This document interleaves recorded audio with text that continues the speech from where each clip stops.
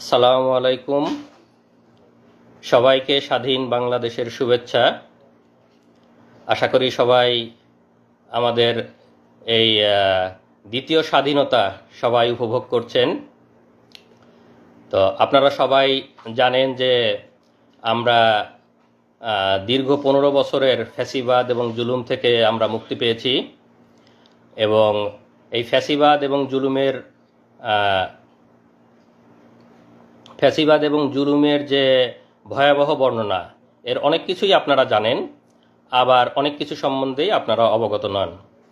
তো আমরা নিজেরাও সেই ফ্যাসিবাদ এবং জুলুমের যে ভয়াবহ নির্যাতন, সেই নির্যাতনের শিকার হয়েছি। তো আমি এখন আমার সেই ব্যক্তিগত অভিজ্ঞতা, ফ্যাসিবাদের যে গুম, আমি ব্যক্তিগতভাবে যে গুম হয়েছিলাম সেটি আপনাদের সামনে বিস্তারিত বর্ণনা করব ইনশাল্লাহ। তো আমি সংক্ষেপে প্রথমে আমার নিজের পরিচয় দিয়ে নিই। আমি ডক্টর এনামুল হক মনি। আমি এখন আছি দক্ষিণ কোরিয়াতে। আমি এখানে পোস্ট ডক্টরাল রিসার্চার হিসাবে আছি। আমি কোরিয়াতে এসেছি 2013 সালে। আমি 2013 সালে এসে কিয়ংপুক ন্যাশনাল ইউনিভার্সিটিতে আমি বায়োমেডিক্যাল সায়েন্সে পিএইচডি করেছি। তো সেখান থেকেই আমাদের আজকের গল্পের শুরু। তো আমার সবসময় স্বপ্ন ছিল পিএইচডি শেষ করে আমি দেশে ফিরব, দেশের জন্য কাজ করব। তো সেই স্বপ্ন নিয়েই আমার যখন পিএইচডির থিসিসের শেষ পর্যায়ে 2018 সালে, তখন আমি চেষ্টা করতেছিলাম যে দেশে ফেরার বা দেশে কোনো পজিশনের জন্য, বিশেষ করে ইউনিভার্সিটিতে আমার সবসময় ইচ্ছে ছিল। তো তখন আমি বিভিন্ন বিশ্ববিদ্যালয়ে দরখাস্ত করা শুরু করি, এবং তখন আমার শেরেবাংলা কৃষি বিশ্ববিদ্যালয় থেকে ইন্টারভিউর ডাক আসে। তখন আমি আমার পরিবারের সাথে কথা বলে আমি দেশে যাই আমার শেরেবাংলা কৃষি বিশ্ববিদ্যালয়ে ইন্টারভিউ দেওয়ার জন্য। তো ইন্টারভিউর ব্যাপারটা সংক্ষেপে বলে নেই যে ইন্টারভিউ যখন আমি যাই, তো সেখানে যতগুলো ক্যান্ডিডেট ছিল, আমি একমাত্র ছিলাম যার পিএইচডি করা, বাকি কারোরই পিএইচডি করা। আপনারা জানেন যে বাংলাদেশের বিশ্ববিদ্যালয়গুলোর নিয়োগের অবস্থা, আন্ডার গ্র্যাজুয়েট শেষ করে বা মাস্টার শেষ করেই বিশ্ববিদ্যালয়ের শিক্ষক হিসাবে যোগদান করে।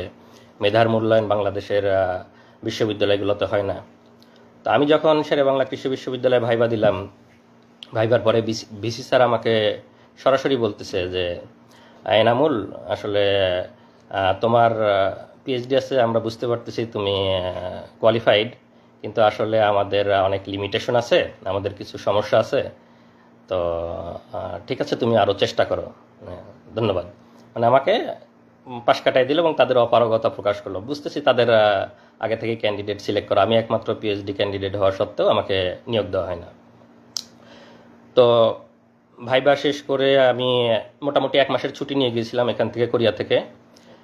তো 1 মাস পরিবারের সাথে খুব সুন্দর সময় কাটাইছি। আমার ওয়াইফ, আমার বাচ্চা, আমার ছেলে তখন 2.5 বছর বয়স, সাপওয়ান, আমার বাবা মার সাথে পুরা 1 মাস সবার সাথে খুব সুন্দর সময় কাটায়। তারপরে যখন আমি ফেরার সময় হলো 1 মাস ছুটি শেষে, তো আপনারা জানেন যে 2018 সালের ডিসেম্বরে আমরা যে মিডনাইট ইলেকশন বলি, সেই মিডনাইট ইলেকশন হয়, এবং আমি যাই হলো 2018 অক্টোবরে। তো স্বাভাবিকভাবেই সেই সময় দেশে মানে ফ্যাসিবাদী সরকার চরম ধরপাকড় করতেছে, মিছিল মিটিং থেকে গ্রেপ্তার করতেছে, মানুষকে গুম করতেছে। এবং আমরা সবসময়ই ফ্যাসিবাদের বিরুদ্ধে সোচ্চার ছিলাম। বিদেশে থাকা অবস্থায় ফেসবুকে, বিভিন্ন মিডিয়াতে অনেক লেখালেখি করেছি। আমরা সবসময়ই হাসিনার এই জুলুম, ফ্যাসিবাদের বিরুদ্ধে আমরা সবসময় লেখালেখি করেছি, আমি ব্যক্তিগতভাবে লেখালেখি করেছি। তো এই কারণে হয়তো অনেকেরই আমি চক্ষুশূল ছিলাম, এবং হাসিনার যে গুম বাহিনী তাদের নজরে ছিলাম, সেটা তো আমি অবশ্য বুঝতে পারি নাই। তো ভাইবা শেষ করে আমি যখন কোরিয়ায় ফেরার জন্য ব্যাক করি, সেটা ছিল 21 অক্টোবর 2018 সালে। আমি আমার শ্বশুরবাড়ি জামালপুরের ইসলামপুর, সেখান থেকে ট্রেনে করে ঢাকায় আসি। আমার ফ্লাইট ছিল রাত 1টায়। তো আমি ঢাকায় রাত 8টায় পৌঁছাই যাই। তা আমার সাথে যেহেতু শর্ট ট্যুরে গেছি দেশে, আমার সাথে লাগেজ তেমন বেশি ছিল না, খুব ছোট লাগেজ। তো ভাবলাম যে রাত 8টায় পৌঁছায় গেছে, আমি একটু বিশ্রাম নিয়ে রাত 10টা-11টার দিকে এয়ারপোর্টে গেলেই হবে। তো এয়ারপোর্টের পাশেই আমার একটা ছোট ভাইয়ের বাসা, তো তার ওখানে যাই, তার ওখানে গিয়ে রাতের খাবার খাই। রাতের খাবার খাওয়ার পরে কিছুক্ষণ বিশ্রাম নেওয়ার পরে তারপরে যখন 10টা 10:30 বাজে তখন আমি সেখান থেকে রওনা দিই। তার বাসাটা একদম এয়ারপোর্ট সংলগ্ন এলাকায়, তো মাত্র 15 টাকা 20 টাকা রিক্সা ভাড়া দূরত্ব। তো আমি একা একাই গেছি, বাড়ি থেকেও ফ্যামিলির কাউকে নিয়ে যাইনি, যে একা একা তাদেরকে আবার ফেরত আসতে হবে। তো আমার সেই ছোটো ভাই বললো যে ভাই আমি আগাই দিয়ে আসবো নাকি আপনাকে। তাই বললাম থাক, এত রাতে দরকার নাই, তুমি থাকো, আমি একাই যেতে পারবো, আমার কাছে তো আর ভারী লাগেজ নেই। তো আমি লাগেজ নিয়ে, যেহেতু একদম এয়ারপোর্ট সংলগ্ন, আমি রিক্সা নিয়ে এয়ারপোর্টের দিক যাই। তো আপনারা জানেন যে যারা বিদেশে থাকে, যখন দেশে যাতায়াত করে অনেকেই অনেক কিছু দেয়, প্রয়োজনীয় ডকুমেন্ট, অনেক সময় জরুরি মেডিসিন, অনেকের অনেক কিছু দিতে হয়। তো আমাকেও স্বাভাবিকভাবে 2-1 জন বলছে যে ভাই যাওয়ার সময় আমার এরকম একজন একটা ডকুমেন্ট দিবে, একজন বই দিবে, কিছু ওষুধ নিয়ে আসতে বলছে। তো তারা এয়ারপোর্টে ওয়েট করতেছে আমার জন্য, যে আমি গেলে ওখান থেকে দিয়ে দিবে। তো আমি সেই ছোটো ভাইয়ের বাসা থেকে বের হয়ে শুধু আমার ওয়াইফকে ফোন দিছি যে আমি খাওয়া দাওয়া করছি, তো রাত অনেক হয়ে গেছে, সে গ্রামে থাকে ইসলামপুরে, তো তোমরা আর রাত জাগো না, তোমরা ঘুমাই পড়ো, আমি পৌঁছাই তোমাকে ফোন দিব ইনশাল্লাহ। এ বলে আমি আমার বন্ধুর বাসা থেকে রিক্সা নিয়ে আসছি, যেহেতু বললাম যে আমার ছোট লাগেজ, বন্ধু আসতে চাইছে, ছোটো ভাইটা যেটা ছোটো ভাই বন্ধু, আমি তাকে বলছি যে এত রাতে আসার দরকার নেই, তোমার আবার কষ্ট করে ব্যাক আসতে হবে, আমি একা একাই আসছি। তা আসার পরে বিমানবন্দরের সামনের যে হাইওয়ে রাস্তা, রিক্সা যেহেতু আসছি, রিক্সা তো আর ভিতরে ঢুকবে না, এয়ারপোর্টের ভিতরে ঢুকবে না, বিমানবন্দরের সামনের যে রাস্তা, ওখানে আমি রিক্সা আমাকে থামাই দিছে। তো আমি রিক্সাটাকে ভাড়া দিয়ে রাস্তার এই পাশে নামাই দিছে। আমি এখন রাস্তা ক্রস করে লাগেজ নিয়ে এয়ারপোর্ট এরিয়ার মধ্যে ঢুকবো। তো যখন জাস্ট ঢুকবো, রিক্সাটা থামায় ভাড়া দিয়ে আমি রাস্তা ক্রস করতে লাগছি, তো ওরা আগে থেকেই আমাকে মানে টার্গেট করেছিল, আগে থেকেই ওখানে এসে সবাই রেডি হয়েছিল। তো পরে আমি যখন পার হতে লাগছে, আমাকে এরকম করে হাত ধরছে একজন, হাত ধরে বলছে এনামুল হক মনি, আপনার রাত 1টায় কোরিয়াতে ফ্লাইট না? তো আমি তো স্বাভাবিকভাবেই চিনতে পারিনি, আমি ভাবছি যে আমাকে যারা ডকুমেন্ট দিবে তাদের মনে হয় কেউ, তারা ওয়েট করতেছে আমার জন্যে। তাই আমি বলছি জি, আমি এনামুল হক মনি। তো জি বলার সাথে সাথেই একদম রাস্তার ওখানেই ওদের মাইক্রো সেট করা ছিল, মাইক্রোর একটা দরজা খোলা কার, তো কারের দরজা খোলা, আমাকে এরকম হাত ধরাই আছে, এনামুল হক মনি জিজ্ঞেস করছে, আমি যখন স্বীকার করছি, এরকম ধাক্কা দিয়ে আমাকে গাড়ির মধ্যে ফেলে দিছে। আর ভেতরে 2-3 জন ছিল, ভেতরের 2-3 জন আমাকে এরকম করে ধরে ভিতরে টান দিয়ে ঢুকাই নিছে। তো আমি চিল্লাচ্ছি, আপনারা কারা আমাকে নিয়ে যাচ্ছে, মানে আধা মিনিট থেকে 1 মিনিটের মধ্যে এরকম আমাকে ধরে ভিতরে ধাক্কা দিয়ে ফেলে দিছে, আর ভিতর থেকে কয়েকজন টান দিয়ে ঢুকাই নিছে। তো আমি কথা বলারও খুব বেশি সময় পাইনি, মানে ওখানকার মানুষজন একটু বুঝতেছে। তারপরে সাথে সাথে দরজাটা লাগাই দিল, কারো দরজা লাগাই দিয়ে 1 মিনিটের মধ্যে আমার চোখ বেঁধে ফেললো, তারপরে পিছনে হাত বেঁধে ফেললো, আর আমার মোবাইল, মানি ব্যাগ, ল্যাপটপ, আমার লাগেজ যা যা ছিল, মোবাইল মানি ব্যাগ পকেট থেকে নিয়ে নিল। যেহেতু আমি ফ্লাই করার জন্য যাচ্ছি, আমার mobile, money bag, laptop, luggage যা যা ছিল সব কিছু নিয়ে নিল, জাস্ট চোখ বেঁধে ফেললো, পিছনে হাত বেঁধে ফেললো, মোবাইল, মানি ব্যাগ, ল্যাপটপ নিয়ে নিল, দরজাটা লাগাই দিয়ে গাড়ি টান। তো স্বাভাবিকভাবেই তো আমি আতঙ্কিত, যে কেউ আতঙ্কিত হবে সেই মুহূর্তে। তো আমি মানে কি হয়েছে, মানে তখন আমি বুঝে উঠতেই সময় লাগতেছে যে কি হচ্ছে। পরে 4-5 মিনিট একটু ওরা নীরব, আমাকে একটু হওয়ার সুযোগ দিচ্ছে। আমি তো জোরে জোরে নিঃশ্বাস নিচ্ছে, আল্লাহর কাছে দোয়া করতেছি, মানে বুঝতেছি যে কি হলো, কিন্তু অনুমান করতে পারতেছি না। হঠাৎ করে তো কিছুক্ষণ পরে, এনামুল সাহেব কি ভয় লাগছে, একজন জিজ্ঞেস করতেছে। তা বললাম যে হ্যাঁ, আপনারা কারা, আপনারা আমাকে কি নিয়ে যাচ্ছেন? না ভয় নাই, আমরা তোমাকে কিছু জিজ্ঞাসাবাদের জন্য নিয়ে আসছি, তুমি তো হয়তো বুঝতে পারছো যে আমরা কারা, তো তোমাকে কিছু জিজ্ঞাসাবাদ করব, তোমার তো আবার রাতে ফ্লাইট আছে, তোমাকে আমরা এয়ারপোর্টে ড্রপ করে দিয়ে আসতে হবে। তো আমরা কিছু কথা জিজ্ঞেস করব, তুমি দ্রুত উত্তর দাও, তাহলে আমরা তোমাকে দ্রুত এয়ারপোর্টে দিয়ে আসতে পারবো। মানে আমাকে পুশ করতেছে যাতে আমি দ্রুত বলি, তারা আমাকে প্রলোভন দেখাচ্ছে। তো বলো, তুমি কোরিয়াতে কি করো, সরকার বিরোধী লেখালেখি করো, দেশে কোথায় পড়াশোনা করছো, ছাত্র রাজনীতি করতা, তোমরা সামনে নির্বাচনকে সামনে রেখে কি কি অপপরিকল্পনা করতেছো, আমাদের সরকারকে তোমরা ইয়ে করার চেষ্টা করতেছো, সরকারকে ডিফিট করার চেষ্টা করতেছো, অনলাইনে তোমরা অনেকভাবে চেষ্টা করতেছো, লেখালেখি করতেছো, বলো কি কি করতে ছাত্র জীবনে কোরিয়াতে কি কি করো এগুলো বলো। আর আমার মোবাইল তো ওদের কাছে, আমার ফেসবুক, মেসেঞ্জার, তারপরে জিমেইল, যত চ্যাটই আছে সবগুলো ঘাটতেছে, কন্ট্যাক্ট লিস্ট, কল লিস্ট ঘাটতেছে, আমাকে জিজ্ঞাসাবাদ করতেছে। তা আমি আমার স্টুডেন্ট লাইফ থেকে বলতেছি যে আমি এরকম বাংলাদেশ কৃষি বিশ্ববিদ্যালয়ে পড়তাম, আমি ভেটেরিনারিতে অনার্স করছি, মাইক্রোবায়োলজিতে মাস্টার্স করছি, তারপরে আমি কোরিয়াতে আসছি, আমি পিএইচডি করছি, পিএইচডি শেষে আসছিলাম। আমি আমার মতো করে আমার ছাত্র জীবন, আমার সব কিছু বর্ণনা, না আরও কিছু আছে, আরও বলো, মানে পুশ করতেছে এরকম। তো বারে বারে আমি আমার মতো করে বলার চেষ্টা করতেছি, না তুমি এভাবে বললে তো ইনফরমেশন আমরা পাচ্ছি না। তারপরে আরও তারেক জিয়া বা বড় বড় জায়গায় কানেকশন, তারা আমাকে এরকম মনে করছে বড় বড় জায়গায় কানেকশন আছে আমার, ওরকম বলো, আরও কিছু বলো, তুমি এরকম হলে কিন্তু ফ্লাইট মিস হবে, আমাদেরকে আবার দিয়ে আসতে হবে। তারপরেও আমি আমার মতো বলতেছি, মাঝে মাঝে ভয় লাগতেছে, আবার একটু ইয়ে হয়ে যাচ্ছে। তো পরে বললো যে এই, ওরা একজন আবার আরেকজনকে ফোন দিচ্ছে, এই একটু এয়ারপোর্টে ফোন দাও তো, এনা একটা যাত্রীর একটু দেরি হবে, তো তাকে আমরা দিয়ে আসবো। আমাকে মানে চোখ বাঁধা অবস্থা আমি শুনতেছি আর কি। তো বলছে না, বলে আমরা এয়ারপোর্টে ফোন দিছি, তোমাকে আমরা দিয়ে আসবো, একটু দেরি হবে, তুমি বলো তুমি আমাদেরকে বলতে থাকো। তো এইভাবে আমি বলতে বলতে, না ঠিক আছে, তোমার মনে হয় আজকে যাওয়া হবে না, চলো আমাদের সাথে চলো, আমরা তোমাকে কালকে দিয়ে আসবো, কালকে তোমাকে এয়ারপোর্টে দিয়ে আসবো। পরে আমাকে চোখ বাঁধা অবস্থায় ওদের প্রায় 1 ঘন্টা মতো ড্রাইভ করে নিয়ে গেল ওদের অফিসে।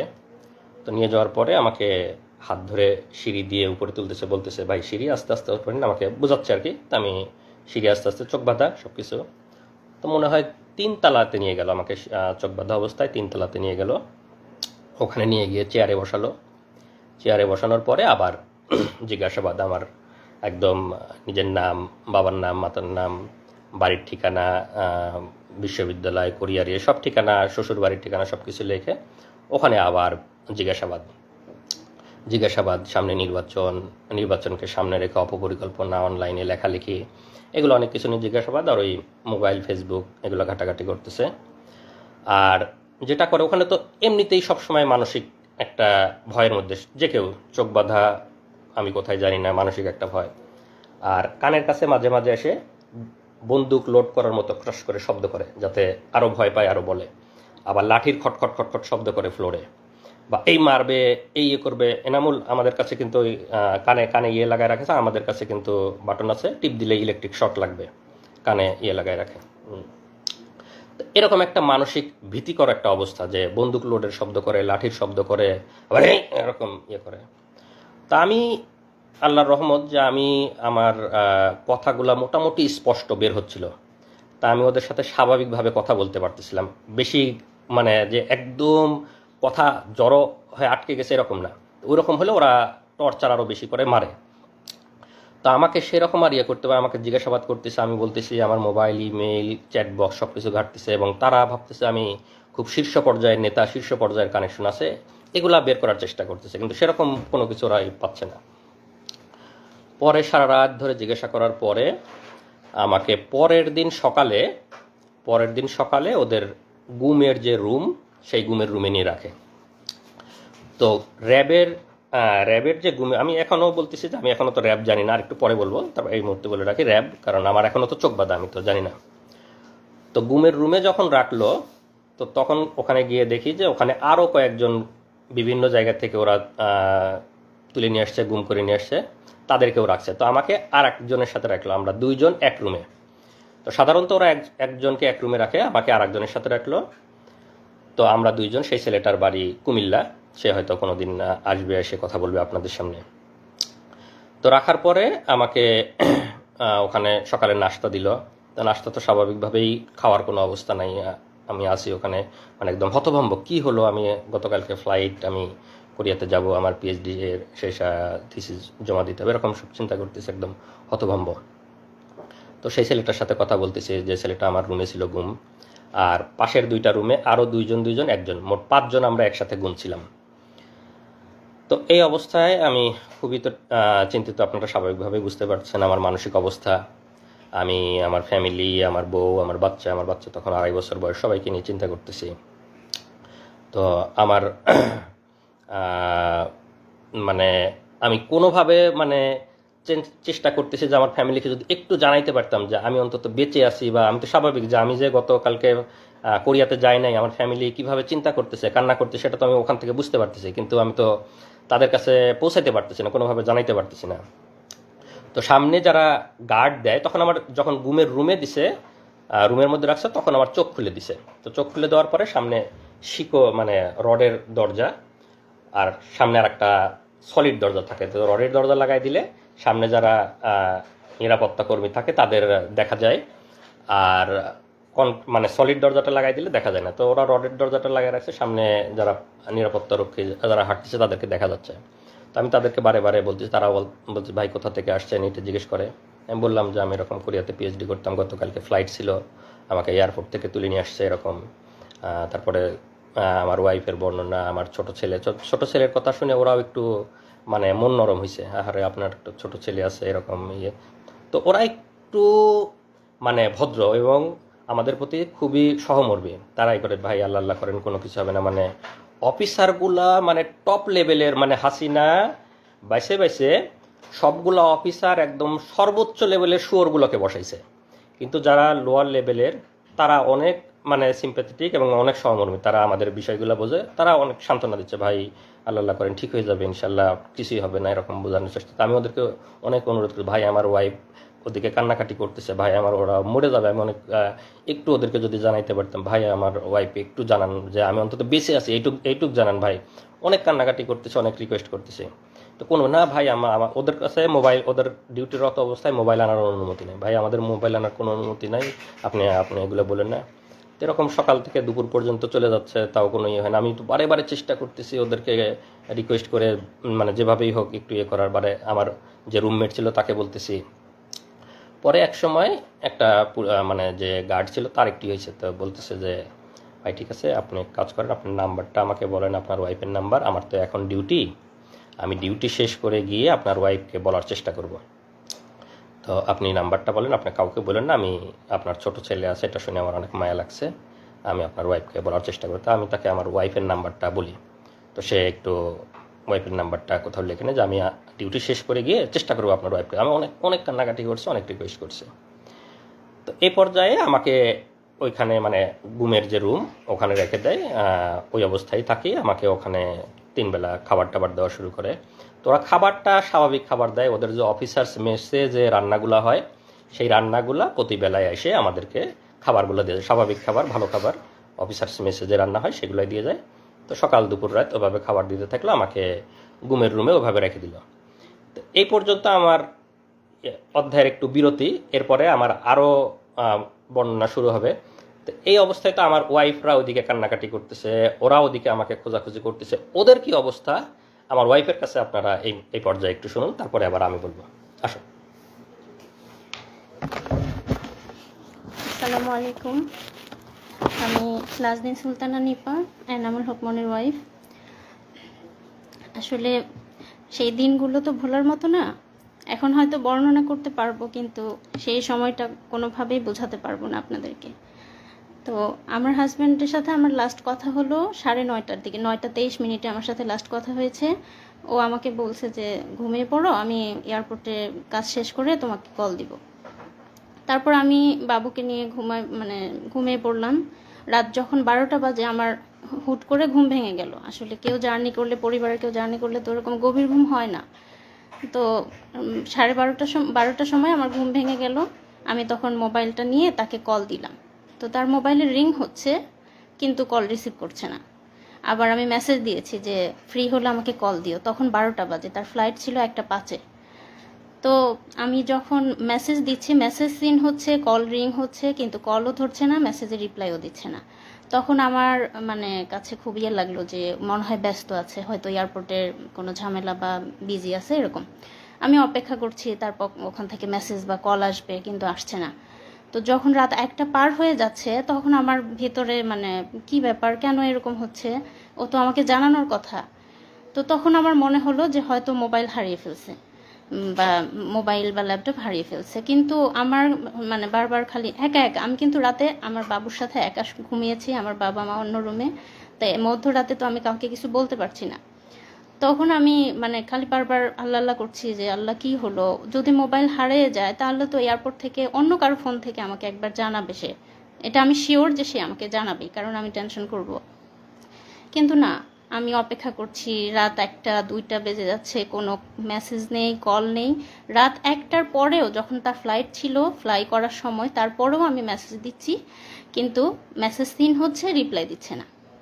হ্যাঁ, তো আমার কাছে মানে তখন থেকেই আমার মানে খুব অস্থির লাগতেছে যে কিছু একটা হয়েছে, আমি শিওর। হয়তো মোবাইল হারাইছে বা কিডন্যাপ কিছু একটা হয়েছে। আমাদের বাংলাদেশে তো এসব মানে খুব কমন। তারপরে সারা রাত কেটে গেল ওইভাবে। আমি ফজরের নামাজ পড়ে যে ভাইয়ের বাসায় গিয়েছিল, ছোট ভাইয়ের বাসায়, তাকে কল দিলাম, দিয়ে বললাম যে ভাইয়া আমি তো ওর সাথে যোগাযোগ করতে পারছি না, আপনার সাথে মানে লাস্ট কি কথা হয়েছে বা আপনি কি যোগাযোগ করেছিলেন তার সাথে? তখন সেই ভাই বলল যে না আপু, আমি তো ভাইকে রিকশায় উঠাই দিছি, আমি তার সাথে যেতে চাইছিলাম কিন্তু ভাই আমাকে না করলো। তো আমিও রাত্রিবেলা ফোন দিছি কয়েকবার, কিন্তু কথা হয় নাই। তারপরে তার কাছ থেকে শুনে আমার আরও ভয় লাগা শুরু হয়ে গেল। তখন আমি আমার যা বাংলাদেশ কৃষি বিশ্ববিদ্যালয়ের প্রফেসর ডক্টর মার্জিয়া রহমান, তাকে কল দিলাম, ভাবিকে কল দিয়ে বললাম যে ভাবি এরকম রাতে কোনো যোগাযোগ হয়নি, সকালবেলাও কোনো পাচ্ছি না। তো সকালবেলা আর ভাবি মানে প্রথমে বলতেছে আমাকে যে ও তো খুব মন ভোলা, মনে হয় ফোন টোন হারিয়ে গেছে, তুমি চিন্তা করো না, ও ল্যান্ড করে কল দিবে ইনশাল্লাহ। তো তারপরেও মানে আমার মনের মধ্যে তো ধুকপুকুনি যায় না। আমি সেই ভাইয়ের বাসা যেহেতু এয়ারপোর্টের একদম সামনে, আমি ওনাকে রিকোয়েস্ট করলাম যে ভাই আপনি একটু এয়ারপোর্টে যেয়ে এই আমার হাজব্যান্ডের পাসপোর্টের ছবি ছিল আমার কাছে, যেহেতু আমিও কোরিয়াতে যাওয়া আসা করতাম, তো তার ডকুমেন্ট আমার কাছে ছিল। তখন আমি ওই ভাইকে তার পাসপোর্টের ছবি দিলাম যে এই নাম্বার মানে এই নাম্বারের পাসপোর্ট হোল্ডার ঢুকেছে কিনা এয়ারপোর্টে একটু খোঁজ নেবেন। তো সেই ভাই তখন সকাল 7টার সময় এয়ারপোর্টে যায়, সেই নাম্বার দিয়ে খোঁজ নেয় এবং তারা বলে যে না এই লোক এয়ারপোর্টে ঢোকে নাই। তখন সকাল 7টা বাজে। তখন হলো আমি আমার ভাবিকে আবার কল দিয়ে বললাম ভাবি এই অবস্থা, ও তো এয়ারপোর্টে ঢোকে নাই, আমি এরকম নিউজ পেলাম। তখন ভাবি বলল ঠিক আছে, আমিও তুমি ছবিটা পাঠাও পাসপোর্টের, আমিও খোঁজ নিচ্ছি, আমার অনেক স্টুডেন্ট আছে ওখানে। তারপর ভাবিও খোঁজ নিল এবং ভাবিও সেম উত্তর পেল। তারপর সবার টেনশন শুরু হয়ে গেল, তাহলে কোথায় গেল, কি হলো? তখন মানে ভাইয়া ভাবি মানে আমি প্রথম জানাইছি আমাদের পরিবারে, আমার ভাসুর এবং যাকে, বাকিরা তো টেনশন করবে। তখন মানে ভাইয়া ভাবি তাদের মতো করে খোঁজ নিতে লাগলো, এবং এরপরেও মানে কোনো খোঁজ নাই। এদিকে মানে আমি বারবার শুধু ফোন টিপতেছি, আমার বাচ্চা খাচ্ছে না, আমার স্কুলে যাওয়ার সময় হয়েছে, আমি কোনো টাইম কয়টা বাজে আমি কিছুই জানি না। আমার মা হঠাৎ করে এসে বলতেছে স্কুলে যাবে না, এখনও তো খাইলে না, কখন যাবা? তখন আমি ঘড়ি দেখি যে 9:30 বাজে। ঠিক আছে, তো পরে আমি তখন প্রথম আমার মাকে বললাম যে আমি তো সাফওয়ানের আব্বুর সাথে কোনো যোগাযোগ করতে পারছি না। আমি প্রাইমারি স্কুলে জব করতাম, আমার নিজের স্কুল, আমার এলাকার। তো তখন আমার আম্মা শুনে তো মানে তখনই চিৎকার করে একদম কান্নাকাটি শুরু করে দিছে, এবং আস্তে আস্তে আমার অন্যান্য ভাসুর, আমার ভাইয়েরা যারা ঢাকায় থাকে, আমার কাজিনরা এবং আমার হাজবেন্ডের যে ফ্রেন্ডগুলোর সাথে আমার মানে যোগাযোগ করা, কি 2-1 জনের সাথে যোগাযোগ করলাম, সবাইকে তখন জানালাম যে তাকে খুঁজে পাওয়া যাচ্ছে না, তার সাথে কোনো যোগাযোগ হচ্ছে না। এবং কোরিয়াতে যারা যে ইউনিভার্সিটিতে উনি পিএইচডি করেছেন তাদেরকেও জানালাম। তখন তারাও এদিকে খোঁজ নিল। আমার হাজবেন্ডের কোরিয়াতে ল্যান্ড করার কথা ছিল সকাল 11টায়, মানে কোরিয়ান টাইম 11টায়, বাংলাদেশ টাইম হচ্ছে সকাল 8টায়। তো আমি যখন সকাল 8টা পার হয়ে গেল, তো সে ল্যান্ড করে নাই, এই খোঁজ পেলাম। এদিক কোরিয়া থেকেও মানে এয়ারপোর্টে খোঁজ নিচ্ছে তারা যে এরকম পাসপোর্ট হোল্ডার কেউ ল্যান্ড করছে কিনা, না তারাও মানে নেগেটিভ অ্যান্সার পারলো। এবং তারপর থেকে আমরা পুরোপুরি ধরে নিলাম সে মিসিং হয়েছে, কোনোভাবে কিডন্যাপ অথবা মলম পার্টি এই টাইপের কিছু একটা হবে। আমরা কখনোই কল্পনা করি নাই যে এটা রাজনৈতিক কিছু বা মামলা মোকদ্দমা মানে এই টাইপের কিছু হবে, গুম টাইপের, আমরা কখনোই ভাবিনি। তারপরে হ্যাঁ, সকাল তো পার হয়ে দুপুর হয়ে গেল। আমার ভাসুর ময়মনসিংহ থেকে, আমার ভাসুর প্রফেসর মাহমুদুল আলম, তিনি হচ্ছে ঢাকায় গেলেন। আমার কাজিনরা, তার ফ্রেন্ডরা সবাই যে যার মতো করে হসপিটালে, থানা, রেলওয়ে স্টেশনে, যেখানে যেখানে খোঁজা দরকার, এয়ারপোর্টের সামনে প্রত্যেকটা দোকানে দোকানে জিজ্ঞেস করেছে, ছবি দেখিয়ে জিজ্ঞেস করেছে যে এনাকে দেখছে কিনা। মানে তখন আমাদের অবস্থা এমন যে কোনো একটা অ্যাক্সিডেন্ট হয়েছে বা কিডন্যাপ কিছু একটা হয়েছে, এরকম কোনো ধরনের ক্লু, কোনো মেসেজ, কোনো কল কিছুই পাইনি আমরা। তারপর সারাটা দিন এভাবে চলে গেল এবং বারবার টিভিতে নিউজ মানে দেখতেছি যে কোনো অজ্ঞাত লাশের খবর আসতেছে কিনা, এই টাইপের মনের মধ্যে কত চিন্তা আসতেছে বলার মতো না। তারপরে যাই হোক সারা দিন চলে গেল, কোনো খোঁজ পেলাম না। রাত পার হয়ে গেল, 22 তারিখ দিবাগত রাত, মানে রাত যখন 12টা বাজে, মানে 23 তারিখ শুরু হলো, রাত 12টার সময় আমার হাজবেন্ডের নাম্বার থেকে আমার মোবাইলে কল আসলো। আমার মোবাইলটা যেহেতু ওরা নিয়ে নিছে, আমাকে যখন কিডন্যাপ করছে, গুম করছে, তখনই তো আমার মোবাইল ল্যাপটপ নিয়ে নিছে। আমার মোবাইল তো ওদের কাছে, আমার মোবাইল থেকে ওকে কল দিছে। হ্যাঁ, আমাকে কল দেওয়ার পরে মানে তারা বলতেছে যে আপনি কি এনামুল হক মনির ওয়াইফ? আমি বললাম যে হ্যাঁ, আমরা তো তাকে খুঁজে পাচ্ছি না, এই নাম্বার আপনি কোথায় পেলেন, এই ফোন কোথায় পেলেন? তখন সেই পুলিশ, মানে আমরা তো জানতাম না পুলিশ, মানে ওপর পাশ থেকে আমাকে বলছে যে বুঝতেই তো পারছেন আমরা, মানে ও আমাদের কাছে আছে, আমরা হচ্ছে মানে ওকে কিডন্যাপ করেছি, তো আমি যেভাবে যেভাবে বলবো আপনি সেভাবে কাজ করেন, তাহলে আমরা ওকে ভালো মানে ছেড়ে দিব, তার কোনো ক্ষতি হবে না, কিছু হবে না। আমি আর জাস্ট আপনাদের একটু কল রেকর্ডটা শুনে, আমি সেই সময় মানে সে ওই সময় মনে করছে যে কিডন্যাপার, তো কিডন্যাপার যেহেতু, তাহলে তো কিডন্যাপারের কথা পুলিশকে বলতে হবে, তো পুলিশকে বলার জন্য ও ওই সময় কলটা রেকর্ড করছে, যে পরে পুলিশের কাছে যা সকালে বলবে যে আমার হাজবেন্ডকে কিডন্যাপাররা কিডন্যাপ করছে, এই যে আপনাদের কল রেকর্ড, সেই হিসাবে কল রেকর্ড করছে। তো সেই কথাটা কি ছিল আপনারা শোনেন, ওর কল রেকর্ডটা আছে, কল রেকর্ডটা আমরা এখন লাইভের এখানেই প্লে করে দিচ্ছি। ঢাকায় না, আমি জামালপুর। আচ্ছা, জামালপুর থাকেন, সমস্যা নাই। জি। তো এখন এনামুলকে আমরা ছাড়ার ব্যাপারে ফোন করছি, ঠিক আছে? ঘটনা কি সেটা এখন জানার দরকার নাই। ঘটনা এনামুল বাসায় গেলে, বাড়িতে গেলে তারপরে বলবে। আচ্ছা, এখন কিছু বলতে পারবো না আমরা, ঠিক আছে? ও ভালো আছে তো ভাইয়া? ভালো না থাকলে কি আমরা যোগাযোগ করতাম? জি জি জি, হ্যাঁ ঠিক আছে। আমি একটু কথা বলতে চাই ভাইয়া, একটু খালি খালি মোর মুখটা খালি শুন ভাইয়া, আমি মরে যাচ্ছি একদম, একটু কথা বলতে দিবেন ভাই? আপনি কি যোগাযোগ করছি দেখে কি এত যোগাযোগ না করলে ভালো হতো মনে হয় না? আচ্ছা আচ্ছা, না ঠিক আছে, আপনি যা বলবেন তাই শুনবো, আপনি বলেন।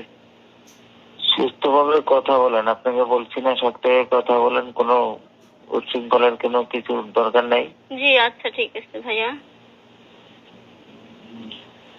এখন কথা হচ্ছে, আপনি আপনার ভাই ব্রাদার, ওনার ভাই ব্রাদার কাউকে কিছু বলতে পারবেন না, যেহেতু আপনি কথা বলছেন। হ্যাঁ। আমরা সবার সাথে কথা বলতে পারবো না, কথা একজনের সাথে বলবো। জি। আর আপনি কাউকে কিছু বলার দরকার নাই যদি এনামুলকে পাওয়ার ইচ্ছা থাকে। আচ্ছা, বলবো না আমি কাউকে। কারণ কে কোন দিক দিয়ে কি সমস্যা করে সেটা বলা যায় না, ঠিক আছে? জি বলবো না ভাইয়া। এখন আপনাদের দরকার এনামুলকে সুস্থভাবে পাওয়ার, আমরা বুঝি এটা। জি। তো সুস্থভাবে পাইতে হলে আমরা যেভাবে বলবো সেভাবে করতে হবে। আচ্ছা বলেন। আমাদের 1.5 লক্ষ টাকা দিতে হবে। 1.5 লক্ষ টাকা কখন দেব ভাইয়া? এখন দিবেন? এখন? এত রাতে ব্যাংকে তো টাকা ভাইয়া। আচ্ছা, আমি টাকার ব্যবস্থা করব। হ্যাঁ, আমি টাকা ব্যাংকে? জি ব্যাংকে। আমি তো কেন, কোন দোকানদার পরিচিত নাই? এই যে মোবাইলের অ্যাকাউন্টের দোকানদার আছে, জি ওই জন্য কেউ পরিচিত নাই?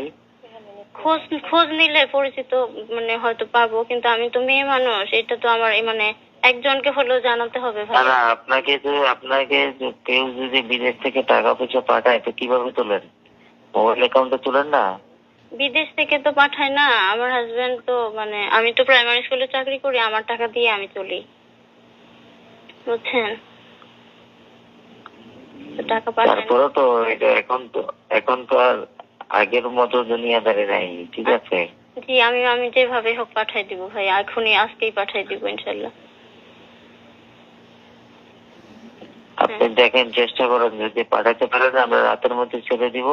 আচ্ছা, আর যদি আপনার কথা হলো আপনার যত দেরি হবে আমাদেরও দেরি হবে। না আমরা পাঠাই দিব ভাইয়া রাতের আর মধ্যে। যদি কাউকে কিছু বলেন, কারোর সাথে পরামর্শ করেন, সবাই কিন্তু পরামর্শ নেগেটিভ দিবে, কেউ কিন্তু না সুস্থভাবে আমি এনামুল একজনকে ফিরে জানাই, আসুক আমার এর জন্য কিছু আমার বলবে না। একটা ভাই আছে, আমি আমার ভাইকে, আমার ভাই ইসলামপুরেই থাকে, আপনি কথা বলছেন মনে হয় তার সাথে, আমি ওনাকে জানাই, উনি টাকার ব্যবস্থা করে দিবে। ওনার পরিচিত বিকাশের লোক আছে। ইসলামপুরে কে থাকে? আমার বড় বোনের জামাই, আমার দুলা বলেন, ভাই।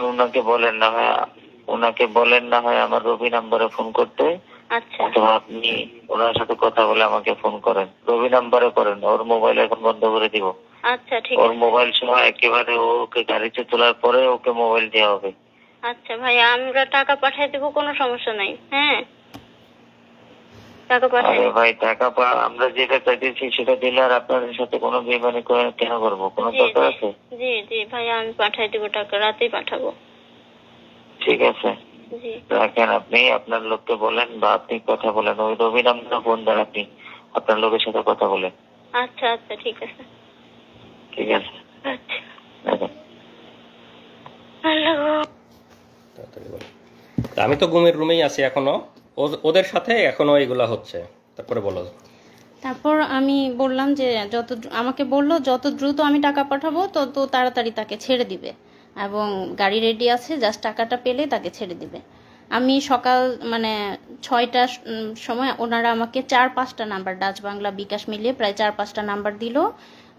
সবগুলোতে আমি হচ্ছে সকাল 6টা থেকে 9টা এর মধ্যেই আমি 1 লক্ষ টাকা পাঠাই। ঠিক আছে, যেহেতু শুক্রবার ছিল আর আমি অনেক রিকোয়েস্ট করছিলাম যে আমাদের কাছে এত বেশি টাকা নাই, আপাতত 1 লাখ, মানে আর শুক্রবার তো বিকাশ থেকে বেশি পাঠাতে পারছি না। এখানে আমি একটু অ্যাড করে দেই, ওরা যখন আমাকে জিজ্ঞাসাবাদ করতেছিল তখন আমার ফিনান্সিয়াল অবস্থা বোঝার চেষ্টা করতেছিল, মানে এটা ওদের গুম, কিডন্যাপ, ক্রসফায়ার, র্যাবের বিজনেস, র্যাব ডিবির বিজনেস। ওরা গুম করে নিয়ে গিয়ে ফিনান্সিয়াল অবস্থা বুঝে, আর্থিক অবস্থা বুঝে, মানে ক্রসফায়ার দিবে না বা মেরে ফেলবে না, এই বিনিময়ে ফ্যামিলির অবস্থা বুঝে যার কাছে যত পারে মানে টাকা পয়সা মানে বিজনেস করে নেয়। তো আমাকে যখন জিজ্ঞাসাবাদ করছে আমি বলছি যে আমি তো পিএইচডি স্টুডেন্ট, কোরিয়াতে থাকি, আমি কিছু টাকা স্কলারশিপ পাই, আমি কয়দিন আগেই দেশে আসছি, আমার তো ফ্লাইটে অনেক টাকা খরচ হয়ে গেছে, আমার তেমন কোনো টাকা নাই, আমার বাবা রিটায়ার্ড সরকারি চাকরিজীবী, মানে বাবারও তেমন কোনো, মানে সব কিছু মিলায়ে বুঝছে যে আমার কাছে খুব বেশি টাকা নাই, মানে আমি যেহেতু স্টুডেন্ট পিএইচডি করি, খুব বেশি সেভিংস নাই, আমার আব্বা রিটায়ার্ড, আমার শ্বশুর হলো বড় গৃহস্থ, তো সব কিছু মিলায় ওরা সেই পরিমাণই ওদের কাছে ডিমান্ড করছে। তারপর আমি সকাল 9টার মধ্যে টাকা পাঠালাম, তারা টাকা পেয়ে আমাকে কনফার্ম করলো যে হ্যাঁ টাকা পেয়েছি, আপনার ছোট ছেলে আছে শুনেছি, তারপর হচ্ছে আমরা ওকে কিছুক্ষণ পরেই ছেড়ে দিব, আপনারা গাড়ি নিয়ে রেডি থাকেন, কিছুক্ষণ পর মোবাইলটা দিয়ে ওকে ছেড়ে দিব। তারপর হলো আমার ভাসুরা ঢাকায় ছিল তখন, আমি তাদেরকে জানালাম যে এরকম এরকম কথা হয়েছে, ওনারা ছেড়ে দিবে, আপনারা গাড়ি নিয়ে রেডি থাকেন। তারা একদম রেডি গাড়ি নিয়ে। হ্যাঁ, এবং আমি মোবাইলটা নিয়ে বসে আছি যে তার একটা কল আসবে, এসে বলবে যে এনামুল এখানে আছে, আমরা তাকে ছেড়ে দিলাম, বা ও আমাকে কল দিয়ে বলবে যে আমি বের হয়েছি, এরকম। আমি ফোন নিয়ে বসে আছি, গ্রামে সবাই আমাকে ঘিরে ধরে বসে আছে, কিন্তু কল আর আসে না। সবাই মানে ওয়েট করছি আমরা, এদিকে আমার ভাসুররা ওয়েট করছে, কোনো কল আসে না। একদম 9টা, 10টা, 11টা বেজে গেল, কোনো কল আসলো না। তখন আমরা বুঝে গেলাম যে এটা মানে আমাদের সাথে ধোঁকা দিয়েছে। তারপর যে নাম্বারগুলোতে টাকা পাঠালাম সবগুলো নাম্বার বন্ধ, যে নাম্বারে কথা বলেছি ফোনে সেটাও বন্ধ, এবং আমরা সেই নাম্বারগুলো ট্র্যাক করার চেষ্টা করেছি। নাম্বারের কোনো মানে ঠিকানা বা আইডি কার্ড যে রেজিস্ট্রেশন করা হয়েছে যে নাম দিয়ে, সেগুলো আমরা খোঁজার চেষ্টা করেছি, সেই কোনো নাম্বারে কোনো রেজিস্ট্রেশন ছিল না সেই সিমগুলোতে। তো তারপর যাই হোক, দুপুর পর্যন্ত এরকম হলো। তখন পর্যন্ত আমরা তো মানে কিডন্যাপার হিসেবেই চিন্তা করেছিলাম। যখন দুপুরে টাকা পয়সা নেওয়ার পরেও ছেড়ে দিল না বা কোনো খোঁজ পেলাম না, তখন আমাদেরকে আমাদের অনেক শুভাকাঙ্ক্ষী, আমার হাজব্যান্ডের ফ্রেন্ড এবং তার ছোট ভাই, বড় ভাই, সবাই মিলে আমাকে ফোন করে বলতেছে যে আপু এটা না, এটা হচ্ছে কিডন্যাপ না, ভাইয়াকে সম্ভবত গুম করা হয়েছে, আমরা ধারণা করতেছি, এবং ইলেকশনের আগে এগুলো খুব বেশি করা হচ্ছে। আর হচ্ছে এই মুহূর্তে আমাদের যত বেশি মানে ভাইরাল বা মিডিয়াতে প্রচার করব তত বেশি মানে ভাইয়ের জন্য ভালো, না হলে খারাপ কিছু হয়ে যেতে পারে। তো তখন আমি ফ্যামিলির সাথে কথা বলে তাদেরকে অনুমতি দিলাম, এবং সেই মুহূর্তে কোরিয়া, বাংলাদেশ এবং TV channel, news paper, daily star, প্রথম আলো সব জায়গায়, ফেসবুক সব জায়গায় ভাইরাল হয়ে গেল। আমরা প্রচার করলাম যে তাকে পাওয়া যাচ্ছে না এয়ারপোর্টের সামনে থেকে, মানে এয়ারপোর্টে যাওয়ার পর থেকে তাকে আমরা আর খুঁজে পাচ্ছি না। এরকম নিউজ হলো একদম, মানে কোরিয়া, বাংলাদেশ সব জায়গায় একদম ভাইরাল হয়ে গেল। তারপর হচ্ছে তারপরটা উনি বলবেন। হ্যাঁ, সে সময় আসলে অনেক পত্রিকা, টিভি মিডিয়া, যেহেতু আমি বিশ্ববিদ্যালয়ে পড়তাম, আমার বন্ধু, বড় ভাই, ছোট ভাই অনেকে সাংবাদিক ছিল, কোরিয়াতে অনেক সাংবাদিক বন্ধু ছিল। তো সবাই মানে যার যার অবস্থান থেকে চেষ্টা করে, সবাই নিউজ করে, অনেকটা ভাইরাল মতো হয়ে যায় সেই 2018 সালে, যাদের মনে আছে। তো এখানে একটা জাস্ট নিউজ আমার, যে এখানে ইংলিশ একটা নিউজ পেপার, যে পিএইচডি স্টুডেন্ট গোজ মিসিং, প্রথম আলো সহ অনেক জায়গায় আসে যে কোরিয়াতে ফেরার পথে পিএইচডি স্টুডেন্ট অপহরণ হয়ে গেছে। তো নিউজগুলো অনেকটা ভাইরাল মতো হয়ে যায়। তা আমি তো ওখান থেকে বুঝতেছি না, আমি যেহেতু ঘুমের রুমে আছি, আমি তো বুঝতেছি না আমাকে নিয়ে এত কিছু হচ্ছে। আমি বুঝতেছি সবাই খোঁজাখুঁজি করতেছে, কিন্তু এত নিউজ হয়েছে এটা তো আর আমার ধারণা নাই। তো ওখানে একবার কারারক্ষী, মানে যে গার্ড থাকে, সে একবার এসে জিজ্ঞেস করতেছে, আপনি কি পিএইচডি স্টুডেন্ট নাকি, মানে ডিউটি চেঞ্জ হয়েছে অন্য একজন। তাই বললাম যে হ্যাঁ। আচ্ছা, আপনাকে নিয়ে অনেক লেখালেখি হচ্ছে, আপনার বন্ধু টন্ধু আছে নাকি সাংবাদিক? তোমাকে হ্যাঁ, তো বিশ্ববিদ্যালয়ে পড়ছে, অনেক সাংবাদিক বন্ধু আছে। তা একটু খালি মানে বুঝতে পারলাম যে মনে হয় আমাকে নিয়ে অনেক লেখালেখি হচ্ছে। এরপরে আসল মানে যে এতক্ষণ তো বললাম যে আমাকে উপরে একটা রুমে রাখছিল, যেখানে আমরা 2 জন ছিলাম এক রুমে, এবং সর্বমোট 5 জন ছিলাম পাশাপাশি রুমে। এরপরে আমাকে যে আয়নাঘর আমরা যেটা আসলে বুঝি যে ঘুমের যে স্পেশাল রুম, সেই স্পেশাল রুমে আমাকে নিয়ে যায়, রাখে, চোখ বেঁধে নিয়ে যায়। তো সেটা হলো যে মানে আমাকে চোখ বেঁধে যখন নিয়ে যায়, আমি এটা আগে একটু বলে নেই, যদিও এই স্টেজে তো আমি দেখতে পাচ্ছি র্যাবের কোন জায়গায় সেটা তো আমি জানি না, পরবর্তীতে জানছি। আমি এই স্টেজেই আপনাদেরকে একটু বলে দিচ্ছি। সেটা হলো যে আমাকে যেখানে রাখছিল সেটা হলো র্যাব 2 বসিলা মোহাম্মদপুর ক্যাম্প। আমি আবার বলতেছি, র্যাব 2 বসিলা মোহাম্মদপুর, ঢাকা, এখানে আমাকে রাখছিল। তো সেখানে আমাকে চোখ বেঁধে যখন নিয়ে যাওয়ার পরে, আপনারা যদি সাংবাদিক বা যারা আছেন, যারা মানবাধিকার কর্মী আছেন, তারা যাবেন, তারা দেখবেন র্যাব 2 এর বসিলা মোহাম্মদপুর ক্যাম্পে যদি আপনারা দরজা দিয়ে ঢুকে ডান পাশের যে বিল্ডিংটা, স্বাভাবিকভাবে দেখে মনে হবে একটা স্বাভাবিক বিল্ডিং, একতলা কি দোতলা বিল্ডিং, একটা গেট দিয়ে ঢুকে ডান পাশের বিল্ডিংটা। তো সেই বিল্ডিংয়ে আমাকে তখন ওই রুম থেকে চোখ বেঁধে নিয়ে গেল একটা টয়লেটের মধ্যে দিয়ে দরজা আছে, দরজা দিয়ে সম্ভবত আন্ডারগ্রাউন্ডে নিয়ে গেল। সেখানে একদম সিঙ্গেল গুমের রুম করা আছে, এখানে বিভিন্ন যাদেরকে গুম করে নিয়ে আসে সেখানে রাখা। আমাকে সেই একটা রুমে রাখলো। তো সেই রুমটার বর্ণনা এরকম যে, আমরা যদি বাংলাদেশের একটা টয়লেট মতো চিন্তা করি, লো কমোড টয়লেট যেগুলো আমরা স্বাভাবিকভাবে ইউজ করতে পারি, হাই কমোড টয়লেট না। তো ওই রুমের মধ্যে একটা ছোট্ট টয়লেট আছে, একটা ট্যাপ, একটা বদনা। তার মানে আপনার টয়লেট বা প্রস্রাব করার জন্য বাইরে যেতে হচ্ছে না, ওখানে টয়লেট করা যাবে। আর বাকি যে ফাঁকা জায়গাটুকু আছে, মানে একটা টয়লেটের বড় একটা টয়লেটের জায়গার মতো বাকি যে ফাঁকা জায়গাটুকু আছে, সেই জায়গায় একটা স্বাভাবিক মানুষ টান হয়ে শুয়ে থাকতে পারবে না। আমি হাইটে অত বেশি লম্বা না, তারপরে আমাকেও পা একটু ঘুচায় এভাবে শুয়ে থাকতে হতো, এরকম এতটুকু জায়গা।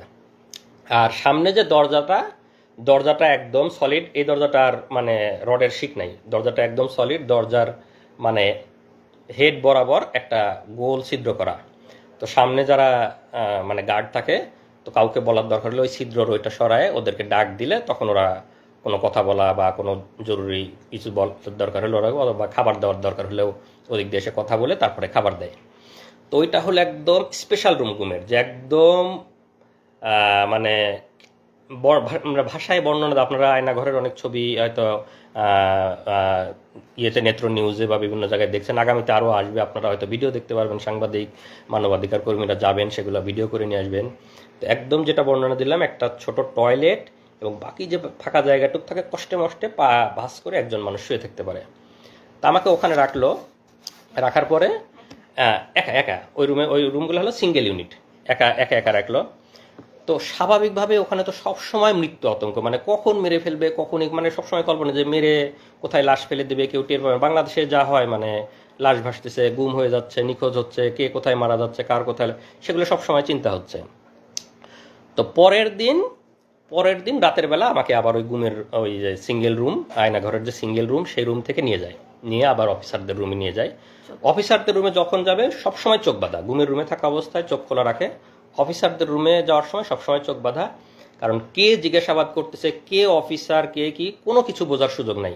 তারা বাংলাদেশি না ভিনদেশি তাও বোঝার সুযোগ নাই। এবং আমার কাছে যথেষ্ট সন্দেহ হয়েছে যে তাদের মধ্যে কিছু ভারতীয় মানে র বা এদের থাকতে পারে, এবং এদের জিজ্ঞাসাবাদ, এদের টেকনোলজি, মোবাইল সার্চিং, এগুলো এত ইন্টেলেকচুয়াল, এত দক্ষ, আমার কাছে মনে হয় না যে বাংলাদেশিরা এত দক্ষ হতে পারে। তাদের মধ্যে দুই একজন মানে ভারতীয় রয়ের গুপ্তচর থাকা অসম্ভব কিছু না, আমার কাছে মনে হয়েছে। কলকাতার হ্যাঁ, বা এবং ভাষাটাও সবসময় একদম পিওর বাংলা মনে হয় নাই, কয়েকজন কথা বলতেছিল।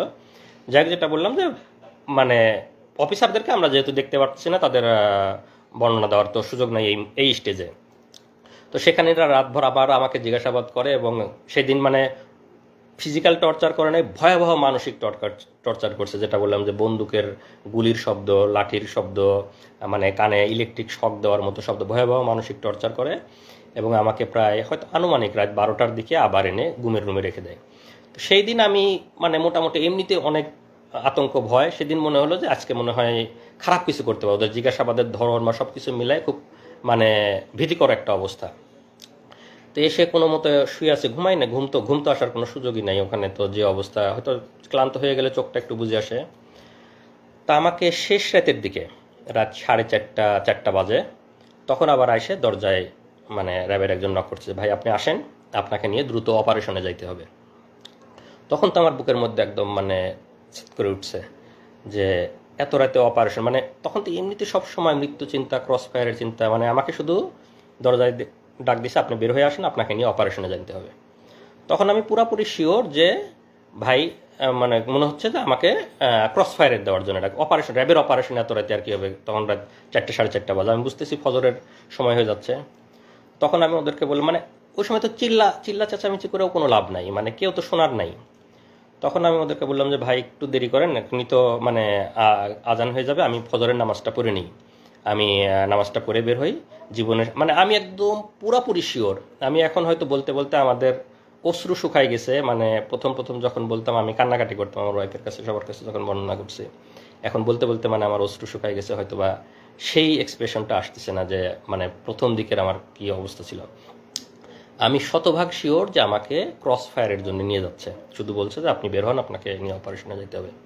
তা আমি ওদেরকে বললাম যে ভাই আমাকে একটু সময় দেন, আমি নামাজটা পড়ে বের হই, জীবনের শেষ নামাজ আমি পড়ে বের হই।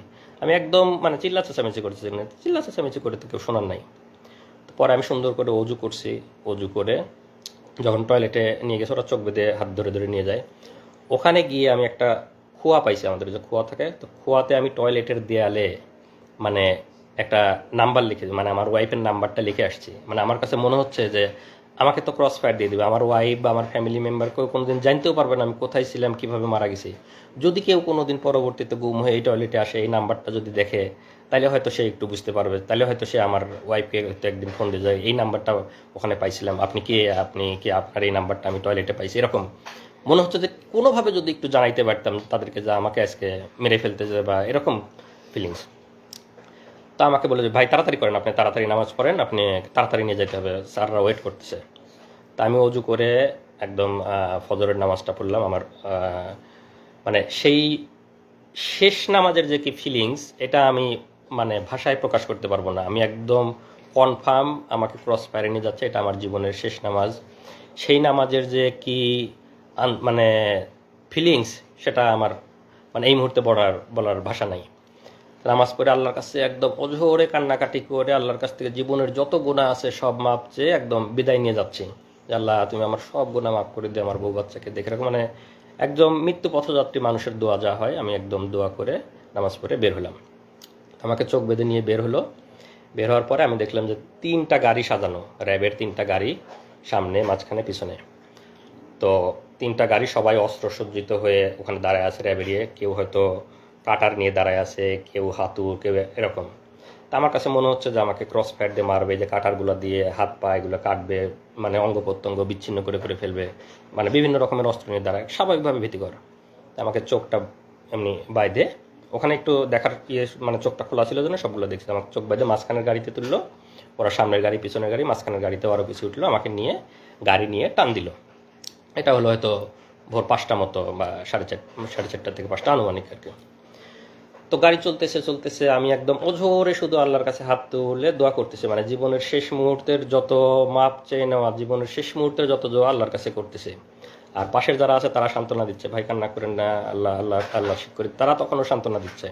আর আমি অজোরে আল্লাহর কাছে শুধু দোয়া করে যাচ্ছে এরকম। আমি তো জানি যে আমাকে ক্রস ফায়ারে নিয়ে যাচ্ছে, শেষ মুহূর্তে যত আল্লাহর কাছে মাপ চেয়ে নেওয়া যায়। তো এইভাবে প্রায় 1 ঘন্টা মতো গাড়িটা চললো। চলার পরে কোথায় যেন থামলো। তো আমার যেহেতু চোখ বাঁধা, আমি তো বুঝতে পারতেছি না কোথায় থামলো।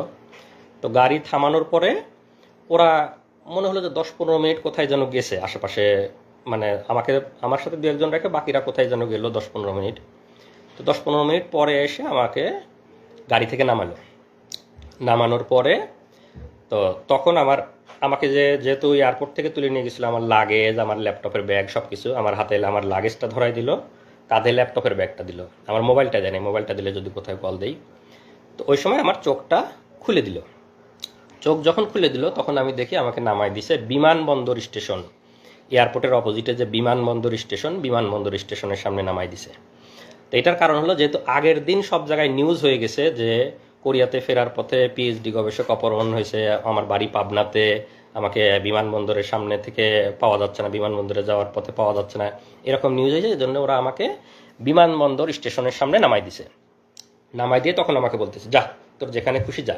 আচ্ছা, আরেকটা জিনিস, ওই নামানোর আগে গাড়ির মধ্যে আমার হাতে একটা দিয়ে, ওই শয়তানটা, ওর নামটা আরেকটু পরে বলবো, মানে চরমভাবে একটা চাপ দিচ্ছে, একটা কি যেন একটা ডিভাইস আমার সবগুলো আঙ্গুলের মধ্যে দিয়ে, মানে মনে হচ্ছে সবগুলো আঙ্গুল ভেঙে ফেলতেছে যাতে আমি শক্ত করে কোনো কিছু ধরতেও না পারে আমার লাগেজটা কোনো মতো।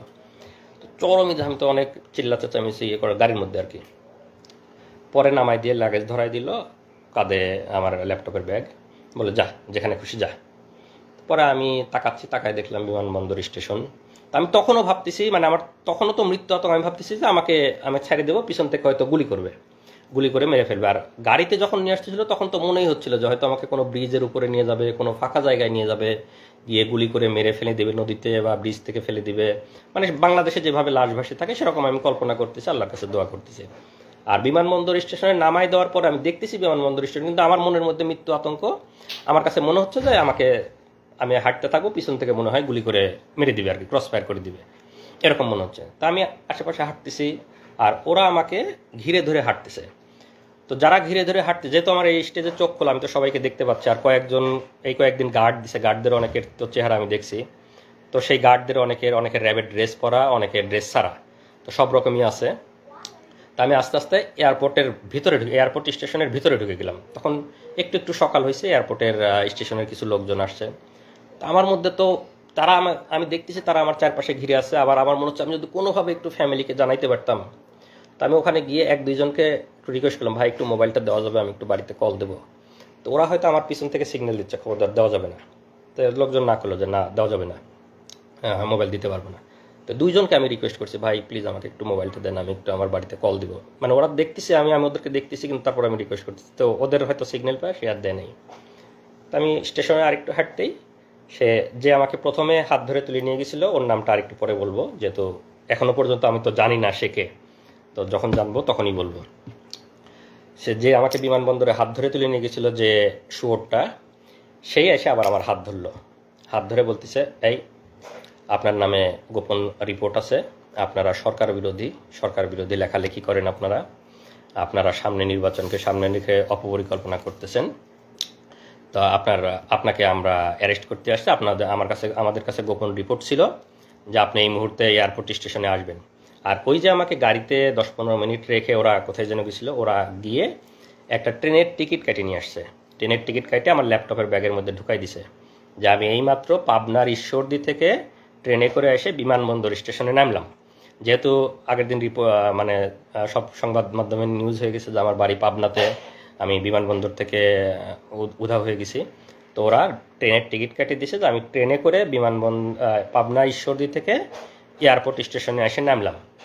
তো আমাকে ধরার পরে আপনার নামে রিপোর্ট আছে, আমার ল্যাপটপের ব্যাগ থেকে ট্রেনের টিকিটটা বের করলো। বের করে ওদেরই কিছু লোকজন সেট করা আছে এয়ারপোর্টের ওখানে, স্টেশনের ওখানেই। তো তাদেরকে দেখাচ্ছে, এই যে দেখেন ভাই, ওদের ট্রেনের টিকিট দেখাচ্ছে এরকম, যে দেখেন ট্রেনের টিকিট, আমাদের কাছে গোপন তথ্য ছিল, এই এখন ঈশ্বরদী থেকে এখানে আসবে, সেই গোপন তথ্যের ভিত্তিতে আমরা ওকে ধরতে আসছি, তো আপনারা সাক্ষী থাকলেন না। এইটা হলো আমার ট্রেনের টিকিট, কারণ আমি যে জামালপুর থেকে ইসলামপুর থেকে গেছিলাম তারিখ সহ, এটা আমার ট্রেনের টিকিট, যে আমি বিমানবন্দরে 3 দিন আগে গেছিলাম, এটা আমার ট্রেনের টিকিট। আর ওরা একটা ট্রেনের টিকিট কেটে ওই সময় আমার ব্যাগের মধ্যে ঢুকাই দিছিল। তো ঢুকাই দিয়ে লোকজনকে দেখালো যে ট্রেনের টিকিট আপনারা সাক্ষী থাকলেন, ও এখন ঈশ্বরদী থেকে আসছে, এই সময় আমরা ওকে ধরে নিয়ে যাচ্ছি। তো কয়েকজন সাক্ষী রাখতে হয় ওখানে, ওদেরই 2-1 পানের দোকানদার বা আশেপাশে যারা, এই যে আপনাদের নাম দাম লিখে নিয়ে গেলাম, আপনারা সাক্ষী। হ্যাঁ, সাবিনা কনফেকশনারি, বিমানবন্দর স্টেশনে একটা সাবিনা এখনো আছে কিনা জানি না। তো ওইখান থেকে আমাকে ওদের 2-1 সাক্ষী লিখিত রাখলো। আর ওখানে লোকজন আবার ওদেরই লোকজন নাটক সাজাচ্ছে, ওরা দেখাচ্ছে যে ওই মোবাইল বের করে, এই যে দেখেন ভাই ফেসবুকে এরা বিভিন্ন সরকার বিরোধী লেখালেখি করে, যে ফেসবুকে আপনারা দেখেন এরা বিভিন্ন গুজব ছড়ায়, মানে সরকার বিরোধী অপপ্রচার করে, এরকম মানে লোকজনকে বলতেছে।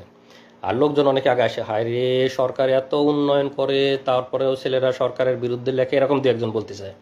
তা আমি ওদেরকে আবার, আপনারা ওদের লোক, আপনারা জান, আপনারা মানে ওদের এখানে নাটক করতেছেন, আমি ওদেরকে চিল্লাপাল্লা করতেছি। যখন আমাকে বলতেছে যে আপনার নামে রিপোর্ট আছে, আপনাকে আমরা ধরতে আসছি, আমি তখন চিল্লাপাল্লা করছে যে আমাকে মানে গ্রেপ্তার করতে আসছেন, মানে আমি তো 3 দিন আপনাদের ওখানে ঘুমছিলাম, এখানে আমাকে এনে নাটক করতেছেন, মানে আমি খুব চিল্লাপাল্লা করছি। আশেপাশের লোকজন অন্তত যাতে জানে যে আমাকে ওরা 3 দিন ধরে ঘুম করে। আমার খালি মনে হচ্ছে কেউ যদি আমার একটু ছবি তুলে মানে নিউজে দেয় বা ফেসবুকে দেয়, অন্তত আমার ফ্যামিলি বা পরিচিত কারো না কারো নজরে আসবে। আমি খুব চিল্লাপাল্লা করছি, ভাই আমাকে গুম করে রাখছিল, এরা আমাকে গুম করে রাখছিল, আমাকে ক্রস ফায়ারে দিবে, ভাই আমাকে মারি ফেলবে, কেউ আমার একটু ছবি তোলেন, কেউ একটু ফেসবুকে দেন, আমি এরকম ওরা আমার মুখ চাপে ধরার চেষ্টা করছে, চুপ চুপ চুপ এরকম, মানে 2-1 কিল ঘুষিয়ে দিছে আমাকে। তো ওরা ওদের মতো তাড়াতাড়ি সাক্ষী নিয়ে আমাকে আবার বিমানবন্দর স্টেশন থেকে টেনে ধরে বের করে নিয়ে আসতো। আমাকে যখন বের করে নিয়ে আসতো তখনও আমি চিল্লাপাল্লা করতেছি, ভাই কেউ আমার একটা ছবি তোলেন, ভাই কেউ আমার একটা ছবি তোলেন, আমাকে ওরা নিয়ে যাচ্ছে, আমাকে গুম করে রাখছিল, কেউ একটু আমার ছবি তুলে একটু দেন, এরকম আমি বলতেছি। কিন্তু কেউই তো সাহস করে আর মানে মোবাইল বের করে ছবি তুলতে পারতেছে না। তো ওরা নিয়ে এসে বিমানবন্দরের সামনে যে ওদের আবার গাড়ি দাঁড় করায়, আমাকে একটু আগেই তো ওদের গাড়িতে করে নিয়ে আসছে, আবার গাড়িতে করে নিয়ে আবার চোখ বেঁধে ওদের যে ক্যাম্প সেখানেই নিয়ে গেল। তো এই পর্যায়ে নিয়ে যাওয়ার পরে নিয়ে গেল, তখন তো সকাল হয়ে গেছে। তো ওখানে যাওয়ার পরে কিছুক্ষণ পরে আমাকে এই প্রথম অফিসারটা তার রুমে নিয়ে গেল, আমাকে ডাক দিয়ে নিয়ে গেল যে আমার সাথে এখন তো যেহেতু মানে হয়ে গেছে, ওখানে নিয়ে যাওয়ার পরে ওরা আবার আমি তো জানি না সংবাদ সম্মেলন, যেহেতু আমি ঘুমে ওদের ওখানে আছি, ওরা জানে, ওরা বলবে যে এই সময় আপনারা জানেন সবাই যে সংবাদ সম্মেলন করলো। ওরা সংবাদ সম্মেলন ডাকে, সব সাংবাদিক ডাকে, সব ওদের, যেহেতু তখন তো দালাল মিডিয়া ছিল, এখন ইনশাল্লাহ মিডিয়া সত্য কথা বলবেন, আপনারা সত্য কথা লিখবেন। তো মিডিয়াতে প্রচার করলো যে এই সেই কথিত পিএইচডি গবেষক, সে আসলে কোরিয়াতে কোনো পিএইচডি করতো না, তারা সরকার বিরোধী অপপ্রচার করত, সরকার বিরোধী লেখালেখি করত, সে গোপনে আজকে কোরিয়াতে পালাই যেতে লাগছিল, আমরা গোপন তথ্যের ভিত্তিতে বিমানবন্দর স্টেশন থেকে তাকে গ্রেপ্তার করে নিয়ে আসছি। তো এরকম সরকার মানে তাদের মতো করে সাজায় তারা সংবাদ সম্মেলন করে বিভিন্ন মিডিয়াতে দিয়ে দেওয়ার পরে ওখানে আমি তো এগুলো জানি, যেহেতু আমাকে ওখানে রাখছে, তারপরে আমাকে অফিসারটা তার রুমে ডাকলো চোখ খোলা অবস্থায়, এই প্রথম। তো তখন যখন আমাকে ডাকছে তখন আমি প্রথমবারের মতো তার মানে রুমে ঢোকার আগে তার নেম প্লেটটা একবার দেখে গেছি যে কে। পরে তো ভিতরে ঢুকে তার সাথে আমার নাম ধাম ইয়েটাগুলো, তোমার নামে এখন মামলা দেওয়া হবে, আমরা তোমার নামে ডিজিটাল নিরাপত্তার মামলা দিয়ে তোমাকে ইয়ে করে দিবে, এরকম বলতেছে আর কি। তো যেহেতু নেম প্লেটটা দেখে গেছে, এই সময় আমি বলতেছি যে এই শুয়োরটা হলো আমাকে গুম করা থেকে শুরু করে সব কিছু নিজে হাতে করছে, এবং আমরা বসিলা মোহাম্মদপুর ক্যাম্পে যে 5 জন ছিলাম, 5 জনকে সে নিজে হাতে গুম করছে, এবং পরবর্তীতে আমি জেলে ছিলাম, জেলে থাকা অবস্থায় অনেকের সাথে কথা, তাদেরকেও সে গুম করছে। তা আমি তার ছবিটা আমার কমেন্টে দিয়ে দিব আপনাদের ইয়েতে, তার বিস্তারিত। তার নাম হলো মহিউদ্দিন ফারুকি। 2018 সালে র্যাব 2 বসিলা মোহাম্মদপুরে সে ছিল কোম্পানি কমান্ডার। পরবর্তীতে সে ওখান থেকে চলে যায় হলো পুলিশ সদর দপ্তরের সাপ্লাই শাখার এআইজি ছিল।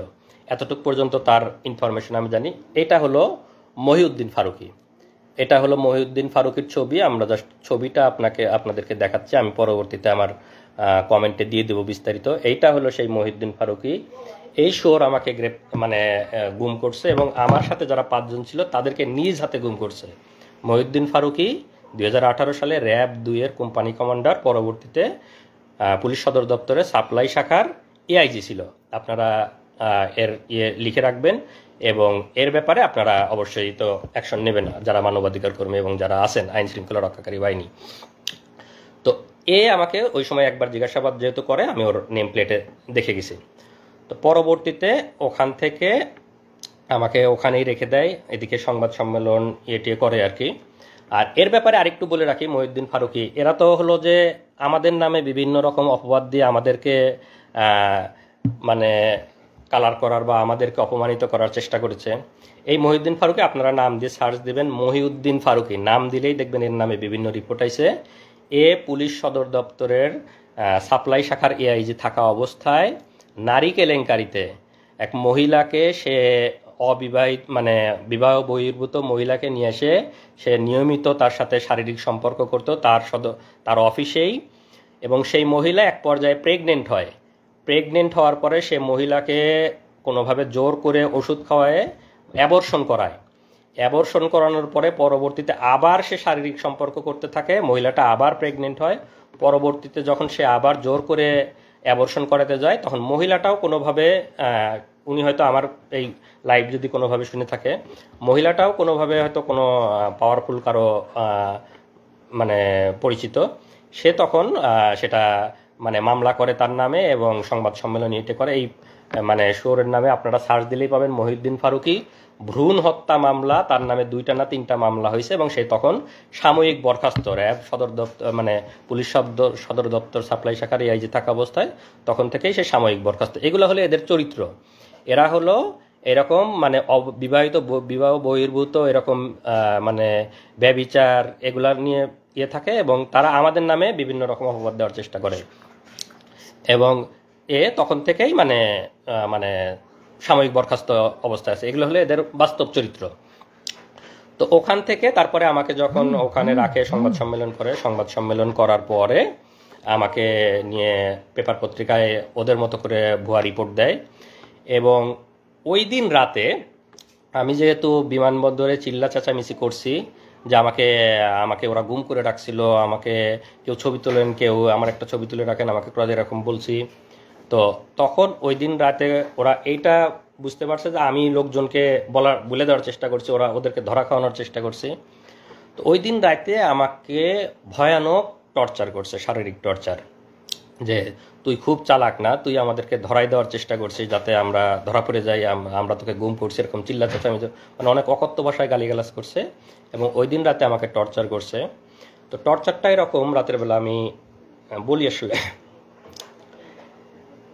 ওই দিন রাতে আমাকে চোখ বেঁধে ওদের আবার রুমে নিয়ে যায়, মানে দিনে চোখ খোলা ছিল, রাতের বেলা চোখ বাঁধা অবস্থায় আবার রুমে নিয়ে যায়। রুমে নিয়ে গিয়ে আমার এভাবে 2 হাতটা এরকম বাঁধে, এখানে হাত বাঁধে, আমার 2 পা বাঁধে, 2 পা এবং 2 হাত বাঁধে।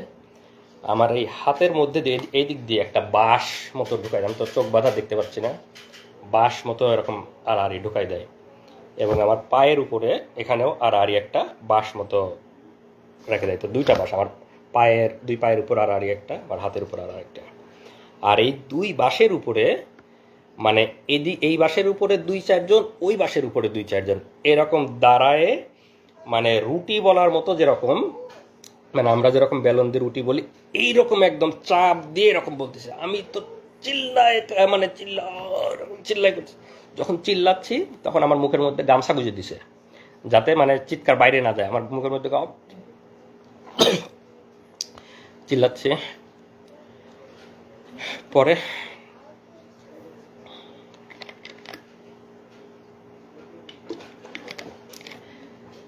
এভাবে প্রায় 15-20 মিনিট আমার উপর ভয়াবহ টর্চার চালায় ওরা। মহিউদ্দিন এই সেই গেঞ্জি বলতে ভুলে গেছি, এই সেই গেঞ্জি যে গেঞ্জি পরা অবস্থায় আমাকে তুলে নিয়ে গেছিল, এই গেঞ্জি পরা অবস্থায় ছিলাম, এই গেঞ্জি পরা অবস্থায় আমাকে ওই টর্চার করে, রক্ত এবং ময়লা মিশ্রিত সেই গেঞ্জি।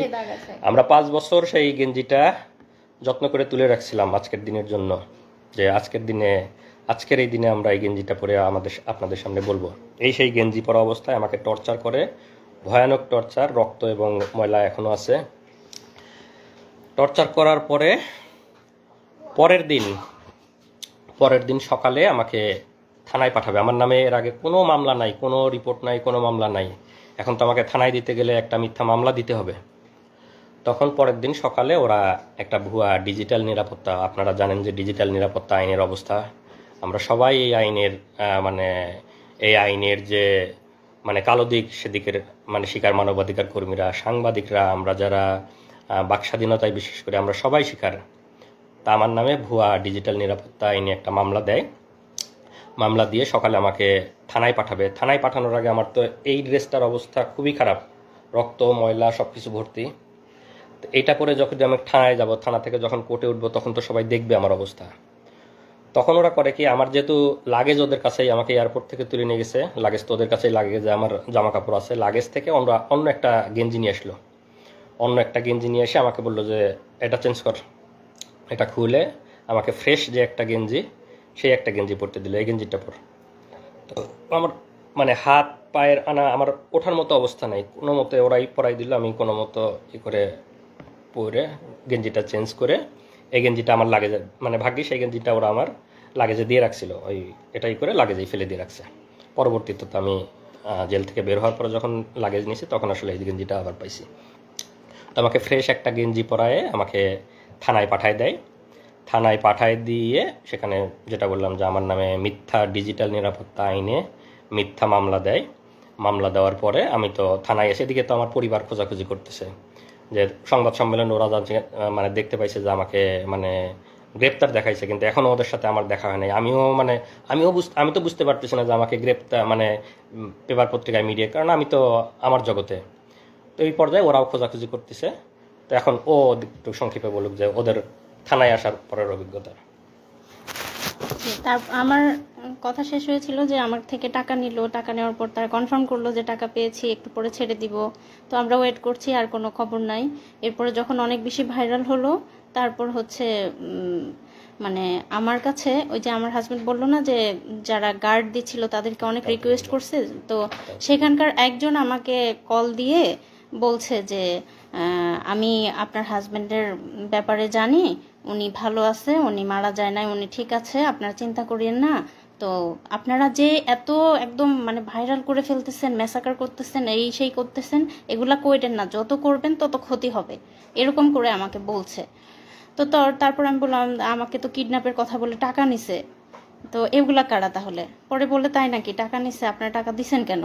তারপরে আমি বললাম আমি তো জানি না, আমাকে বলছে কিডন্যাপ করছি, টাকা দেন, টাকা দিছি, কিন্তু তাকে আর ফিরিয়েও দেয় নাই এবং ফোন নাম্বারও বন্ধ। তখন সেই পুলিশ অফিসার বলছে না, কিডন্যাপ করা হয় নাই, সে ডিবির হেফাজতে আছে এবং তাকে সম্ভবত অ্যারেস্ট দেখানো হতে পারে 2-1 দিন পরে। আপনারা যারা লাইভটা দেখতেছেন একটু শেয়ার করেন, যাতে বাকি সবাই আসলে যে ফ্যাসিবাদ এবং গুম এরা যে কতটা ভয়াবহ, সবাই যেন জানতে পারে। হাসিনার ফ্যাসিবাদের শাসন এবং হাসিনার গুম নিয়ে সবাই যেন জানতে পারে। আপনারা সবাই লাইভটা একটু শেয়ার করে দিন, যাতে সবার কাছে এই ইনফরমেশনগুলো পৌঁছায় যায়। তো ওই পুলিশটা আমাকে ফোন দিয়েছিল হলো দুপুর 11:30 থেকে 12টার এদিকে। তো আমাদের অবস্থাটা এমন ছিল, আমরা কাউকে বিশ্বাস করতে পারছি না তখন, কারণ কিডন্যাপের কথা বলে টাকা নিল, আবার পুলিশ ফোন করে আমাকে বলতেছে যে আপনারা এত ভাইরাল কেন করতেছেন।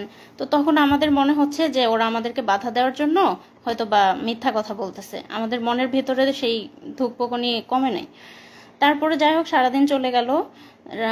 বিকাল 3টা 2:45 থেকে 3টা এর মধ্যে হচ্ছে আমার ভাসুর, আমার যারা ঢাকায় ছিল, আমার ভাসুর আমাকে ফোন দিয়ে বলল যে সংবাদ সম্মেলন করে ওরা তো মনিকে অ্যারেস্ট দেখাইছে। তো ইয়েতে কি রেলওয়ে থানায় অ্যারেস্ট দেখাইছে।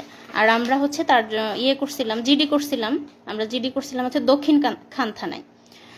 তো রেলওয়ে থানায় অ্যারেস্ট দেখাইছে। আমার ভাসুরা সাথে সাথে সেখানে গেছে, যে তার সাথে দেখা করতে চাইছে, বলছে যে না এখন দেখা করা যাবে না এরকম। তো তখন আমার ভাসুর আমাকে বললো যে তুমি এখনই রওনা দাও, হয়তো তোমাকে দেখা করতে দিবে, তুমি সাফওয়ানকে নিয়ে এখনই চলে আসো। তখন আমি আমার ট্রেন ছিল আমার ইসলামপুরে জামালপুরে, তখন ট্রেন ছিল 3:30, আমি সেই ট্রেনে তখনই রওনা দিই আমার বাচ্চাটাকে নিয়ে। তো এর মধ্যে যে 3টা দিন গেছে, এই 3 দিনে আমি শুধু একটু পানি খেয়েছিলাম। এবং আমার বাচ্চাটা তখন কোথায় যাচ্ছে, কি খাচ্ছে, আমি কিছুই জানি না। তো সেই অবস্থায় আমি আমার ছোট বাচ্চাটাকে নিয়ে আমি আমার দুলাভাইয়ের সাথে করে ট্রেনে যাচ্ছি। তারপর আমরা মানে 8:30টার দিকে ঢাকায় পৌঁছলাম। পৌঁছেই হচ্ছে আমি আমার ভাসুরকে কল দিলাম যে কোথায় আসব। তো পরে বললো যে থানায় আসার আগে থানায় আসো, আর হচ্ছে অফিসারের নাম্বার দিল যে আগে এনাকে ফোন করো যে দেখা করতে দিবে কিনা, এত দূর থেকে আসছো, যদি দেখা করতে না দেয় শুধু শুধু আসে কষ্ট করা লাগবে, আগে কল দিয়ে কথা বলে নাও। তো কল দিলাম, তখন ওনারা বললো যে না, রাত্রেবেলা আমরা কাউকে দেখা করতে দেই না, আমাদের অফিসাররা রাতে থাকে না, তো অনুমতি ছাড়া দেখা করা যাবে না, আপনারা কালকে সকালে আসবেন, সকালে তাকে কোর্টে নেওয়া হবে তখন আসবেন। তো আমি তো 3-4 দিনের এই ধকল, তার মধ্যে বাচ্চাটা নিয়ে এক আত্মীয়র বাসায় উঠেছি। আমার বাচ্চাটার অযত্নে ওর মানে পেটে গ্যাস হচ্ছে, মানে ওর প্যান্ট নষ্ট হচ্ছে, এরকম অবস্থা। তারপরে মানে যাই হোক, আমার তখন ফিলিংসটা এমন ছিল যে আল্লাহ, পাওয়া তো গেছে, সে তো বেঁচে আছে, এটাই আলহামদুলিল্লাহ। হ্যাঁ, তখন এরকমই ছিল। আমার খালি মনে হচ্ছে কখন সকাল হবে, আমি কখন দেখতে যাব। তারপর সকালবেলা আসলাম। তো আসার পরে হচ্ছে 10:30টার দিকে আমি রেলওয়ে থানার সামনে আমার ছোট বাচ্চাকে নিয়ে আমার ভাসুররা ছিল কোর্টে, মানে আমাদের কথা ছিল এমন যে যদি কোর্টে নিয়ে যায় যেন ওনারা দেখতে পায়, আবার থানায় থাকলে যেন আমি মানে যে কেউ একজন যেন দেখতে পারি, যে কেউ। তো ওনারা ওখানে ছিল, আর আমি আমার দুলাভাই সহ বাচ্চা সহ আমরা হচ্ছে রেলওয়ে থানার সামনে দাঁড়ায় আছি। আমরা হচ্ছে বারবার জিজ্ঞেস করতেছি, আমাকে তো কিছু বলতেছে না যে আছে কি না আসলে, বা এই সে কিছুই বলতেছে না। তো তখন আমার শ্বশুরবাড়ি যেহেতু পাবনা, আমার শাহজাদপুর পাবনার কাছাকাছি এক এলাকার একটা পুলিশ ছিল, উনি আমাকে বলল যে আপনারা অপেক্ষা করেন, আছে উনি এখানে, কিছুক্ষণ পর বের করা হবে। তো সকাল 10:30 থেকে 12:30 পর্যন্ত রোদের মধ্যে দাঁড়াই ছিলাম। আমাদেরকে থানায় ঢুকতে দেয় নাই, ওখানে কোনো বসার জায়গা ছিল না, এবং ওখানে যেহেতু স্টেশন, চাইলে আমরা যেয়ে বসতে পারতাম। আমাদের কাছে মনে হয়েছে যে 1 মিনিটও এখান থেকে নড়বো না, যদি এর মধ্যে নিয়ে যায়, আমরা কোথাও গেলাম তখন যদি নিয়ে যায়। আমার বাচ্চা তখন হচ্ছে মানে 2-2.5 বছর বয়স, মানে ওর খাওয়া ঘুম সব কিছু উল্টাপাল্টা হয়ে যাচ্ছে। তো যাই হোক, তারপরে তাকে 12:30টার দিকে হচ্ছে বের করলো। যখন বের করলো দেখি যে তার 2 হাত বাঁধা, এবং মানে এই যে আপনারা দেখছেন আসিফ মাহতাব স্যারকে যেভাবে বেঁধে বের করছে কোর্টে, সেইভাবে তাকে বেঁধে বের করছে। আমি দৌড়ে চলে গেছি, দৌড়ে গিয়ে তাকে জড়ায় ধরে খালি আলহামদুলিল্লাহ বলছে, আর বলছি যে তুমি একটুও চিন্তা করো না, সব ঠিক হয়ে যাবে। হ্যাঁ, আমি কাঁদি নাই, আমি তাকে সাহস দিচ্ছি, আমি বলছি যে সব ঠিক হয়ে যাবে ইনশাল্লাহ, তুমি একটুও চিন্তা করো না। ও আমাদেরকে দেখে অবাক হয়ে গেছে যে আমরা কিভাবে জানলাম, কিভাবে এখানে আসলাম। তো আমার মানে আমরা ওখানে যাওয়ার সাথে আমার তো ধারণাই নাই যে ওরা মিডিয়ার মাধ্যমে জানছে, মানে থানার সংবাদ পাইছে, থানাতে চলে, কারণ আমি তো থানার মধ্যে, মানে আমি কিছুই বুঝতে, মানে আমি ওদেরকে দেখে অবাক হয়ে গেছি যে মানে ওরা এখানে চলে আসছে। আমি আমার ছেলেকে নিয়ে আমি যখন গেলাম দৌড়ায়, ওরা আমাদের কুকুরের মতো দূর দূর করে মানে ইয়ে করে দিচ্ছে, তাড়া দিচ্ছে, এই চলে যান চলে যান, খবরদার কাছে আসবেন না, কাছে আসলে কিন্তু আসামিকে টর্চার করবো, খবরদার কাছে আসবেন না। তো ও আমার বাবুকে জাস্ট একটা চুমা দিতে আসছিল, মানে ঠোঁটটা কাছে নিয়ে আসছে আমার বাবুর গালের কাছে, ওরা দিতে দেয় নাই। ওরা ওকে দড়ি ধরে টান দিয়ে হেঁচকে টান দিয়ে নিয়ে গেছে। এই দৃশ্য আমি কোনোদিনও ভুলবো না। তারপর যাই হোক, ওনাকে একটা সিএনজিতে উঠালো, পাশে তো 3-4 জন পুলিশ ছিল, তো সাথে সাথে আমরা আরেকটা সিএনজি ভাড়া করলাম। ভাড়া করার পরে আমাদেরই হলো যে আমরা ওদেরকে পুরো ফলো করব, ওরা যেদিক দিয়ে যাচ্ছে আমরা ওইভাবে। তো যে ফলো করতেছি, আমাদের সিএনজি ওদের সিএনজি পাশাপাশি ছিল, এবং একটা জ্যাম লেগে যায়। জ্যাম লেগে যাওয়ার ফলে তাদের সিএনজি আর আমাদের সিএনজি একদম পাশাপাশি, মানে আমি বারবার আমার এখান থেকে দেখতেছি, ও একটু করে তাকাচ্ছে।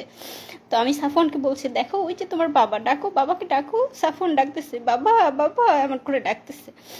পুলিশ কতটা হিংস্র, কতটা খারাপ, সে সিএনজি থেকে বের হয়ে এসে, আমাদের সিএনজিওয়ালা একটু বয়স্ক ছিল, আমাদের সিএনজিওয়ালাকে লাথি মেরে বলতেছে যা তাড়াতাড়ি এখান থেকে, মানে আমাদের সিএনজি ওখানে দাঁড়াতে দিচ্ছে না। সে বয়স্ক মানুষটার সাথে খারাপ, জাস্ট আমার ছেলে একটু বাবা বলে ডাকছে, এটাই ওদের সহ্য হচ্ছে না। ঠিক আছে, তখন ওরা লাথি মেরে আমাদের সিএনজিওয়ালাকে বলতেছে যা তাড়াতাড়ি, মানে যেন দেখাই না হয় এরকম। পরে যাই হোক, ওনাকে নিয়ে গেল। নিয়ে যাওয়ার পরে কোর্টে, মানে যখন ওনাকে সিএনজি থেকে নামিয়ে গারদে নিচ্ছে, আমার ভাসুররা তখন প্রথম 3-4 দিন পরে তাদের ভাইকে দেখতে পেল। তারপর আমরাও নামলাম। নামার পরে আমরা মানে অপেক্ষা করছি কি করে কি হবে, কারণ আমাদের পরিবারে কোনো, আমার শ্বশুর বাড়ি আমার বাবার বাড়ি কোনো ফ্যামিলিতেই এরকম কিছু হয় না, আমরা কিচ্ছু জানি না কি হতে যাচ্ছে কি হবে। কিন্তু আমার মনের মধ্যে একটা সাহস ছিল যে আমার ভাসুররা অনেক ভালো ভালো জব করে ইনশাল্লাহ খুব দ্রুত বের করে আনতে পারবে। আমি জানি না, আমি ছোট মানুষ, তখন এসব বুঝি না, মানে এত কষ্ট যে হবে সেটা বুঝতে পারিনি। আমার মনে হয়েছে খুব দ্রুত 2-3 দিনের মধ্যেই হয়তো বের করতে পারবে। তো তারপর যাই হোক, গারদ থেকে তাকে কোর্টে নেওয়া হলো।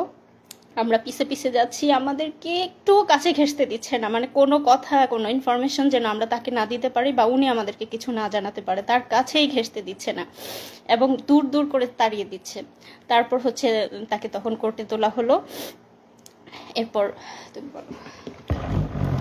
আসলে অভিজ্ঞতা বলতে গেলে আরও অনেক কষ্টের কথা, সব কিছু বলা এক লাইভে সম্ভব না। এরপরে তো আমাকে কোর্টে নিল গারদের বা মানে কোর্টের কাহিনী আপনারা অনেকেই জানেন, যাদের পরিবারের অনেকে মামলা মোকদ্দমার শিকার হয়েছে। সেখানে কি অবস্থা সেটা আর বর্ণনা না করি, আমাদের লাইভ অনেক লম্বা হয়ে যাবে। তো আমাকে সেখানে যেহেতু বললাম যে ডিজিটাল নিরাপত্তা আইন, সরকার যে আইনটা করছে আমাদের বাক স্বাধীনতা হরণের আইন, আমাদের স্বাধীনতা হরণের আইন, সেই আইনে মিথ্যা মামলা দেয়। মামলা দিয়ে আমাকে কোর্টে চালান দেয় এবং কোর্ট থেকে আমাকে রিমান্ড দেওয়া হয়। আইনজীবী, আমি তখন আমার আইনজীবী বলছে যে পিএইচডি করে, পিএইচডি শেষ মানে শেষের ইয়েতে মানে স্কলার, সে রিসার্চার। এত কিছু শোনার পরেও বিচারক আমাকে রিমান্ডে দিছে, আসিফ মাহতাব স্যারকে বা আমাদের সম্মানিত শিক্ষকদেরকে যেভাবে দেওয়া হয় সেভাবে আমাকে প্রথমে 3 দিনের রিমান্ডে দেয়, পরে আরও 1 দিনের রিমান্ড এবং সেগুলার অভিজ্ঞতা বর্ণনা করতে গেলে আরও অনেক লম্বা হয়ে যাবে। তো সেগুলো আজকে বর্ণনা না করি। তো 3 দিনের মানে রিমান্ডগুলো শেষ হওয়ার পরে আমাকে রিমান্ডের ওখানে আমার ফ্যামিলির কাছ থেকে টাকা দাবি করছে, আমার কাছে ফ্যামিলির কাছ থেকে টাকা করছে, আমার ওখান থেকে টাকা নিছে। আমার মোবাইলটা ওদের কাছে ছিল। মানে হাসিনা তো সারা বাংলাদেশে মানে পুলিশ এবং সব জায়গায় যে দুর্নীতি করছে, ওরা ওখানেই আমাকে বলতেছে যে মানে টাকা দিতে হবে। মানে ওখানে আমি কিভাবে টাকা দিব, তখন মানে আমাকে বিভিন্ন রকম ভয়ভীতি দেখাচ্ছে, আমার ফ্যামিলির উপর করবে, ফ্যামিলির উপর মানে ফ্যামিলিকেও জড়াবে এগুলোর মধ্যে। তখন আমি ওদেরকে বললি যে আমার মোবাইলটা আপনাদের কাছে আছে কিনা। হ্যাঁ, মোবাইল আছে। তখন আমি যেহেতু ইন্টারনেট ব্যাংকিং ইউজ করতাম, আমার কোরিয়ার যে ইন্টারনেট ব্যাংকিংয়ের অ্যাপস আমার মোবাইলে ইনস্টল করা ছিল, আমি ওখান থেকে ওদের মানে বিকাশে মানে ইনস্ট্যান্ট 10,000 টাকা ট্রান্সফার করে দেই। তখন মানে একটু মানে ঠান্ডা, মানে পুলিশ তো ঘুষখোর, মানে ওদের কাছ থেকে 1 লাখ টাকা ওদের কাছ থেকেও চাইছে। তারপরে আমাকে মিথ্যা মামলা রিমান্ড শেষ করার পরে আদালতের মাধ্যমে আমাকে জেলে পাঠায় দেয়। তো জেলের অনেক অভিজ্ঞতা, জেল, রিমান্ড এগুলা বলতে গেলে আসলে আরও বিস্তারিত বলার সময় নাই, লাইভও লম্বা হয়ে যাবে। তো জেলের সবচেয়ে সুন্দর একটা অভিজ্ঞতা হলো যে আমাদের শহীদ দেলোয়ার হোসেন সাইদি হুজুরের সংস্পর্শ পাইছি আমি ওই সময়। সাইদি হুজুর এবং আমাকে কেরানীগঞ্জ জেল থেকে কাশিমপুর জেলে পাঠানো হয়েছিল। তো কাশিমপুর জেলে যখন ছিলাম, সাইদি হুজুর সেখানে ছিলেন। আমি এবং সাইদি হুজুর প্রায় 20-25 দিন একসাথে ছিলাম। বিকালে আমরা একসাথে হাত ধরে হাঁটতাম, সাইদি হুজুরের সাথে গল্প করতাম। অনেক অনেক অনেক নসিহা করছে, আমার হাত ধরে আমার ওই যে টর্চার করছে, আমার আঙ্গুলগুলা প্রায় আমি 3 মাস এই 2টা আঙ্গুল মানে কোনোভাবেই আমি মানে এরকম ভাঁজ করে এই 3টা আঙ্গুল দিয়ে আমি খাওয়া দাওয়া করতাম। এই 2টা আঙ্গুলের কোনো ফিলিং ছিল না। ওরা এমনভাবে মানে টর্চার করে যে এখানে বাইরে থেকে বোঝা যায় না, ভিতরের নার্ভ এবং ভেসেলগুলো যাতে ড্যামেজ হয়ে যায়। তো এই কারণে চাপ দেওয়ার ফলে হাত এবং পায়ের নার্ভগুলো কাজ করে না। বাইরে থেকে দেখে মনে হবে যে হালকা একটু দাগ বা এর মতো, কিন্তু ভিতরের নার্ভ মানে ড্যামেজ হয়ে যায়। এই কারণে দেখা যায় যে এদিকের সাপ্লাইগুলো বন্ধ হয়ে যায়। তো আমার এই 2টা আঙ্গুল প্রায় 3 মাস কোনো ফিলিংস পাইতাম না আমি। এবং আমি যেহেতু রিসার্চার, আমি পাইপেট ইউজ করি, আমি তো সবসময় এই ফিঙ্গারটা ইউজ করতে হয়। এই ফিঙ্গারের আমি কোনো মানে পাইতাম, কোনো ফিলিংসই পাইতাম না। এটা তো এই ভাঁজ করা বা কোনো ফিলিংস ছিল না এই 2টা আঙ্গুল প্রায় 3 মাস। তো দেলোয়ার হোসেন সাইদি হুজুরের সভাপতি ছিলাম। উনি আমার হাতে মেসেজ করে দিছে, দোয়া করছে সাইদি হুজুরকে আল্লাহ জান্নাতুল ফিরদাউস নসিব করুক। এটা আমার জেলের সবচেয়ে সুন্দর অভিজ্ঞতা যে সাইদি হুজুরের মতো একজন মানুষের সহচর্যে আমি প্রায় 20 দিন ছিলাম। উনি আমাকে ওনার একটা ফতুয়াও গিফট করছিলেন ওই সময়। আর এই যে আমরা এতদিন পরে আজকে লাইভে আসছে, আপনারা সবাই জানেন যে বাংলাদেশ কোন ফ্যাসিবাদের মধ্যে ছিল। আমাদের কোনো বাক স্বাধীনতা ছিল না, আমাদের বলার কোনো সুযোগ ছিল না, বলার কোনো অধিকার ছিল না। মিডিয়া আমাদের কথা প্রচার করতো না। আমাদের পরিবারের উপর টর্চার করা হতো, আমি কোরিয়াতে চলে আসছি, আবার আল্লাহ আমাকে জেল থেকে অনেক কঠিন পথ পাড়ি দিয়ে আসতে হয়েছে, সেগুলা অন্য কোনো একদিন বলবো। তারপরেও আমার এখানে পিএইচডি ডিগ্রি হয়েছে, আল্লাহ আমাকে ভালো চাকরি মিলাইছে, অনেক ভালো আছি। কিন্তু তারপরেও তো মানে দেশের প্রতি টান আছেই। আর এতদিন যে আমরা বলতে পারি নাই, কিন্তু এর মাঝে তো আমরা চুপ ছিলাম না। আমরা যারা বলতে চাই তারা তো আমরা বিভিন্নভাবে বলার চেষ্টা করি। আমি আল জাজিরাতে, বিবিসিতে, আমাদের শ্রদ্ধেয় সামি ভাই, তাসনিম খলিল ভাই, ওনাদের সাথে কথা বলছি, ওনাদের কাছে বলছি, বিবিসিতে বলছি, আল জাজিরাতে বলছি, সব জায়গায় হাসিনার ফ্যাসিবাদ, হাসিনার গুম, এগুলো আমরা অলরেডি ইন্টারন্যাশনাল মিডিয়াতে দিয়ে রাখছিলাম। এবং আজকের যে এই যে সরকারের পতন, এগুলো আসলে তো সব কিছুরই সম্মিলিত একটা মানে বাইরে থেকে মানে র্যাবের যে স্যাংশন বা র্যাবের এগুলো সব কিছুই আসলে এই সম্মিলিত মানে রিপোর্ট বা এগুলোর মাধ্যমে হয়েছে। এবং আমি যেহেতু পিএইচডি রিসার্চার ছিলাম, আমি তো স্বাভাবিকভাবেই মোটামুটি তাদের সাথে ইংরেজিতে কথা বলতে পারবো। তো আমি তাদেরকে সব কিছু বিস্তারিত বলছি, বিবিসি, আল জাজিরা এবং মানবাধিকার সংগঠনগুলোকে। তো আসলে শেষ কথা এটাই যে আমরা যারা প্রবাসে আছি সবাই দেশকে ভালোবাসে, স্বাভাবিকভাবে আমিও ভালোবাসি, দেশকে অনেক ভালোবাসি। দেশকে ভালোবাসি জন্যই পিএইচডি শেষ করে ইচ্ছা ছিল দেশে ফিরে যাব, দেশে থাকব, দেশের জন্য কাজ করব, সেই আশা আকাঙ্ক্ষা নিয়েই গেছি। এবং নিজের যোগ্যতা বলে ইচ্ছা ছিল ইউনিভার্সিটিতে জয়েন করব, ইউনিভার্সিটিতে জয়েন করার চেষ্টা করেছি। কিন্তু আমাদের যেহেতু মেধাকে মূল্যায়ন করা হয় না, স্বাভাবিকভাবেই আমাকেও মূল্যায়ন করা হয় নাই। আমাকে দেশের জন্য কাজ করতে গিয়ে আমাকে আসামি হয়ে দেশ থেকে ফিরে আসতে হয়েছে। তো আমরা সেই কষ্ট নিয়েই এখনও আছি। শত কষ্টের পরেও আমরা আজকে আলহামদুলিল্লাহ বলি যে আমাদের শত জুলুম নির্যাতনের পরে আল্লাহ আমাদেরকে মুক্তি দিয়েছে, ফ্যাসিবাদ থেকে মুক্তি দিয়েছে, জালিমের শাসন থেকে মুক্তি দিয়েছে। এবং আজকে আমান, আজমি, আরমান ভাইরা ফিরে আসছে আয়নাঘর থেকে, এটা দেখে আমরা কান্না করতেছি। আমি, আমার স্ত্রী, আমরা কান্না করতেছি যে আমরা 3 দিন ঘুমিয়ে আমাদের কি অবস্থা ছিল, মনের অবস্থা। এই ভাইরা 8-10 বছর ধরে গুম, তাদের মনের অবস্থা কি? আপনারা হয়তো তাদের কথাও শুনবেন, তারা আস্তে আস্তে হয়তো আসবে। তাদের মানসিক অবস্থার কি অবস্থা আমি জানি না। 3 দিনেই তো আমার মানসিক অবস্থা বর্ণনা করলাম। এবং এই অবস্থায় সবসময় দেশে যাওয়ার জন্য উদ্গ্রীব, যেহেতু মিথ্যা মামলা দিয়ে রেখেছে এবং দেশের জন্য কাজ করতে গিয়ে দেশ থেকে আসামি হয়ে ফিরে আসছি। দেশে যাওয়ার খুব বেশি সুযোগ ছিল না। এর মাঝে আমার আম্মা ক্যান্সারে আক্রান্ত হয়ে মারা যায়।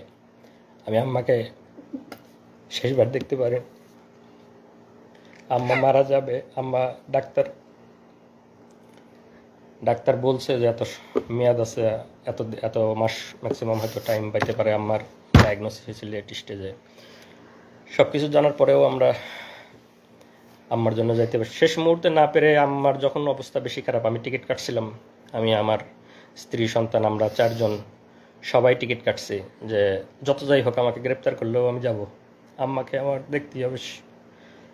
আম্মা সেই শেষ সময় আমি টিকিট কেটে যাওয়ার চেষ্টা, তখন করোনার পিক সময়, টিকিট অনেক এক্সপেন্সিভ, টিকিট পাওয়া যায় না, ফ্লাইট নাই। সেই মুহূর্তে আমি টিকিট কেটে মানে আম্মার জন্য গেছি। কিন্তু আমি যেদিন টিকিট কাটছি আম্মা তার পরের দিন মারা গেছে। আমি যেতে যেতে আম্মার জানাজা পাই নাই, আমার যেতে আরও একদিন ডিলে হয়েছে। কারণ তখন করোনার সময় তো আমাদের পারমিশন নিয়ে যাইতে হইতো যে আমরা ফিরে আসবো। করোনার সময় ফ্লাইট অ্যাভেলেবেল ছিল না, টিকিট কেটে যাওয়ার সুযোগ ছিল না। তো টিকিট কেটে আমার ফ্লাইট ছিল 2 দিন পরে। আমি যেদিন টিকিট কাটছি পরের দিন আম্মা মারা গেছে। তো আমি আমার আম্মাকে পাই নাই। এই আফসোস আমার সারা জীবনে যাবে না। আমি আম্মাকে,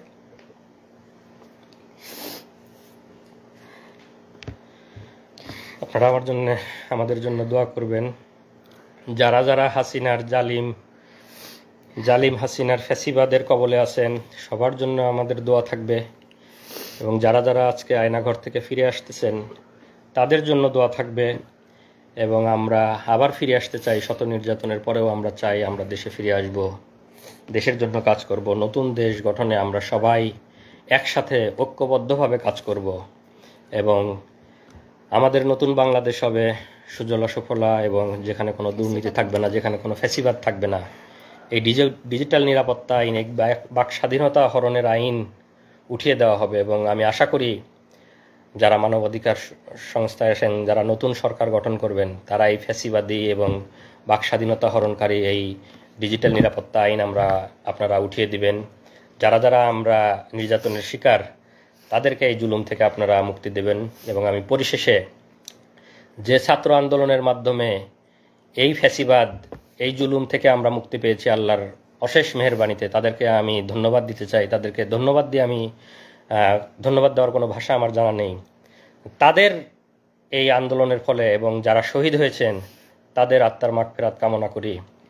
পরিশেষে আমি বলবো যে আমরা সবাই মিলে ইনশাল্লাহ একটা নতুন বাংলাদেশ গড়ব, যেখানে থাকবে না কোনো ভেদাভেদ, কোনো মারামারি, কোনো এরকম কোনো যাতে আর কাউকে এভাবে লাইভে এসে তার এই কঠিন কঠিন পরিস্থিতির বর্ণনা না করতে হয়। সবাইকে ধন্যবাদ। আসসালামু আলাইকুম ওয়া রাহমাতুল্লাহ।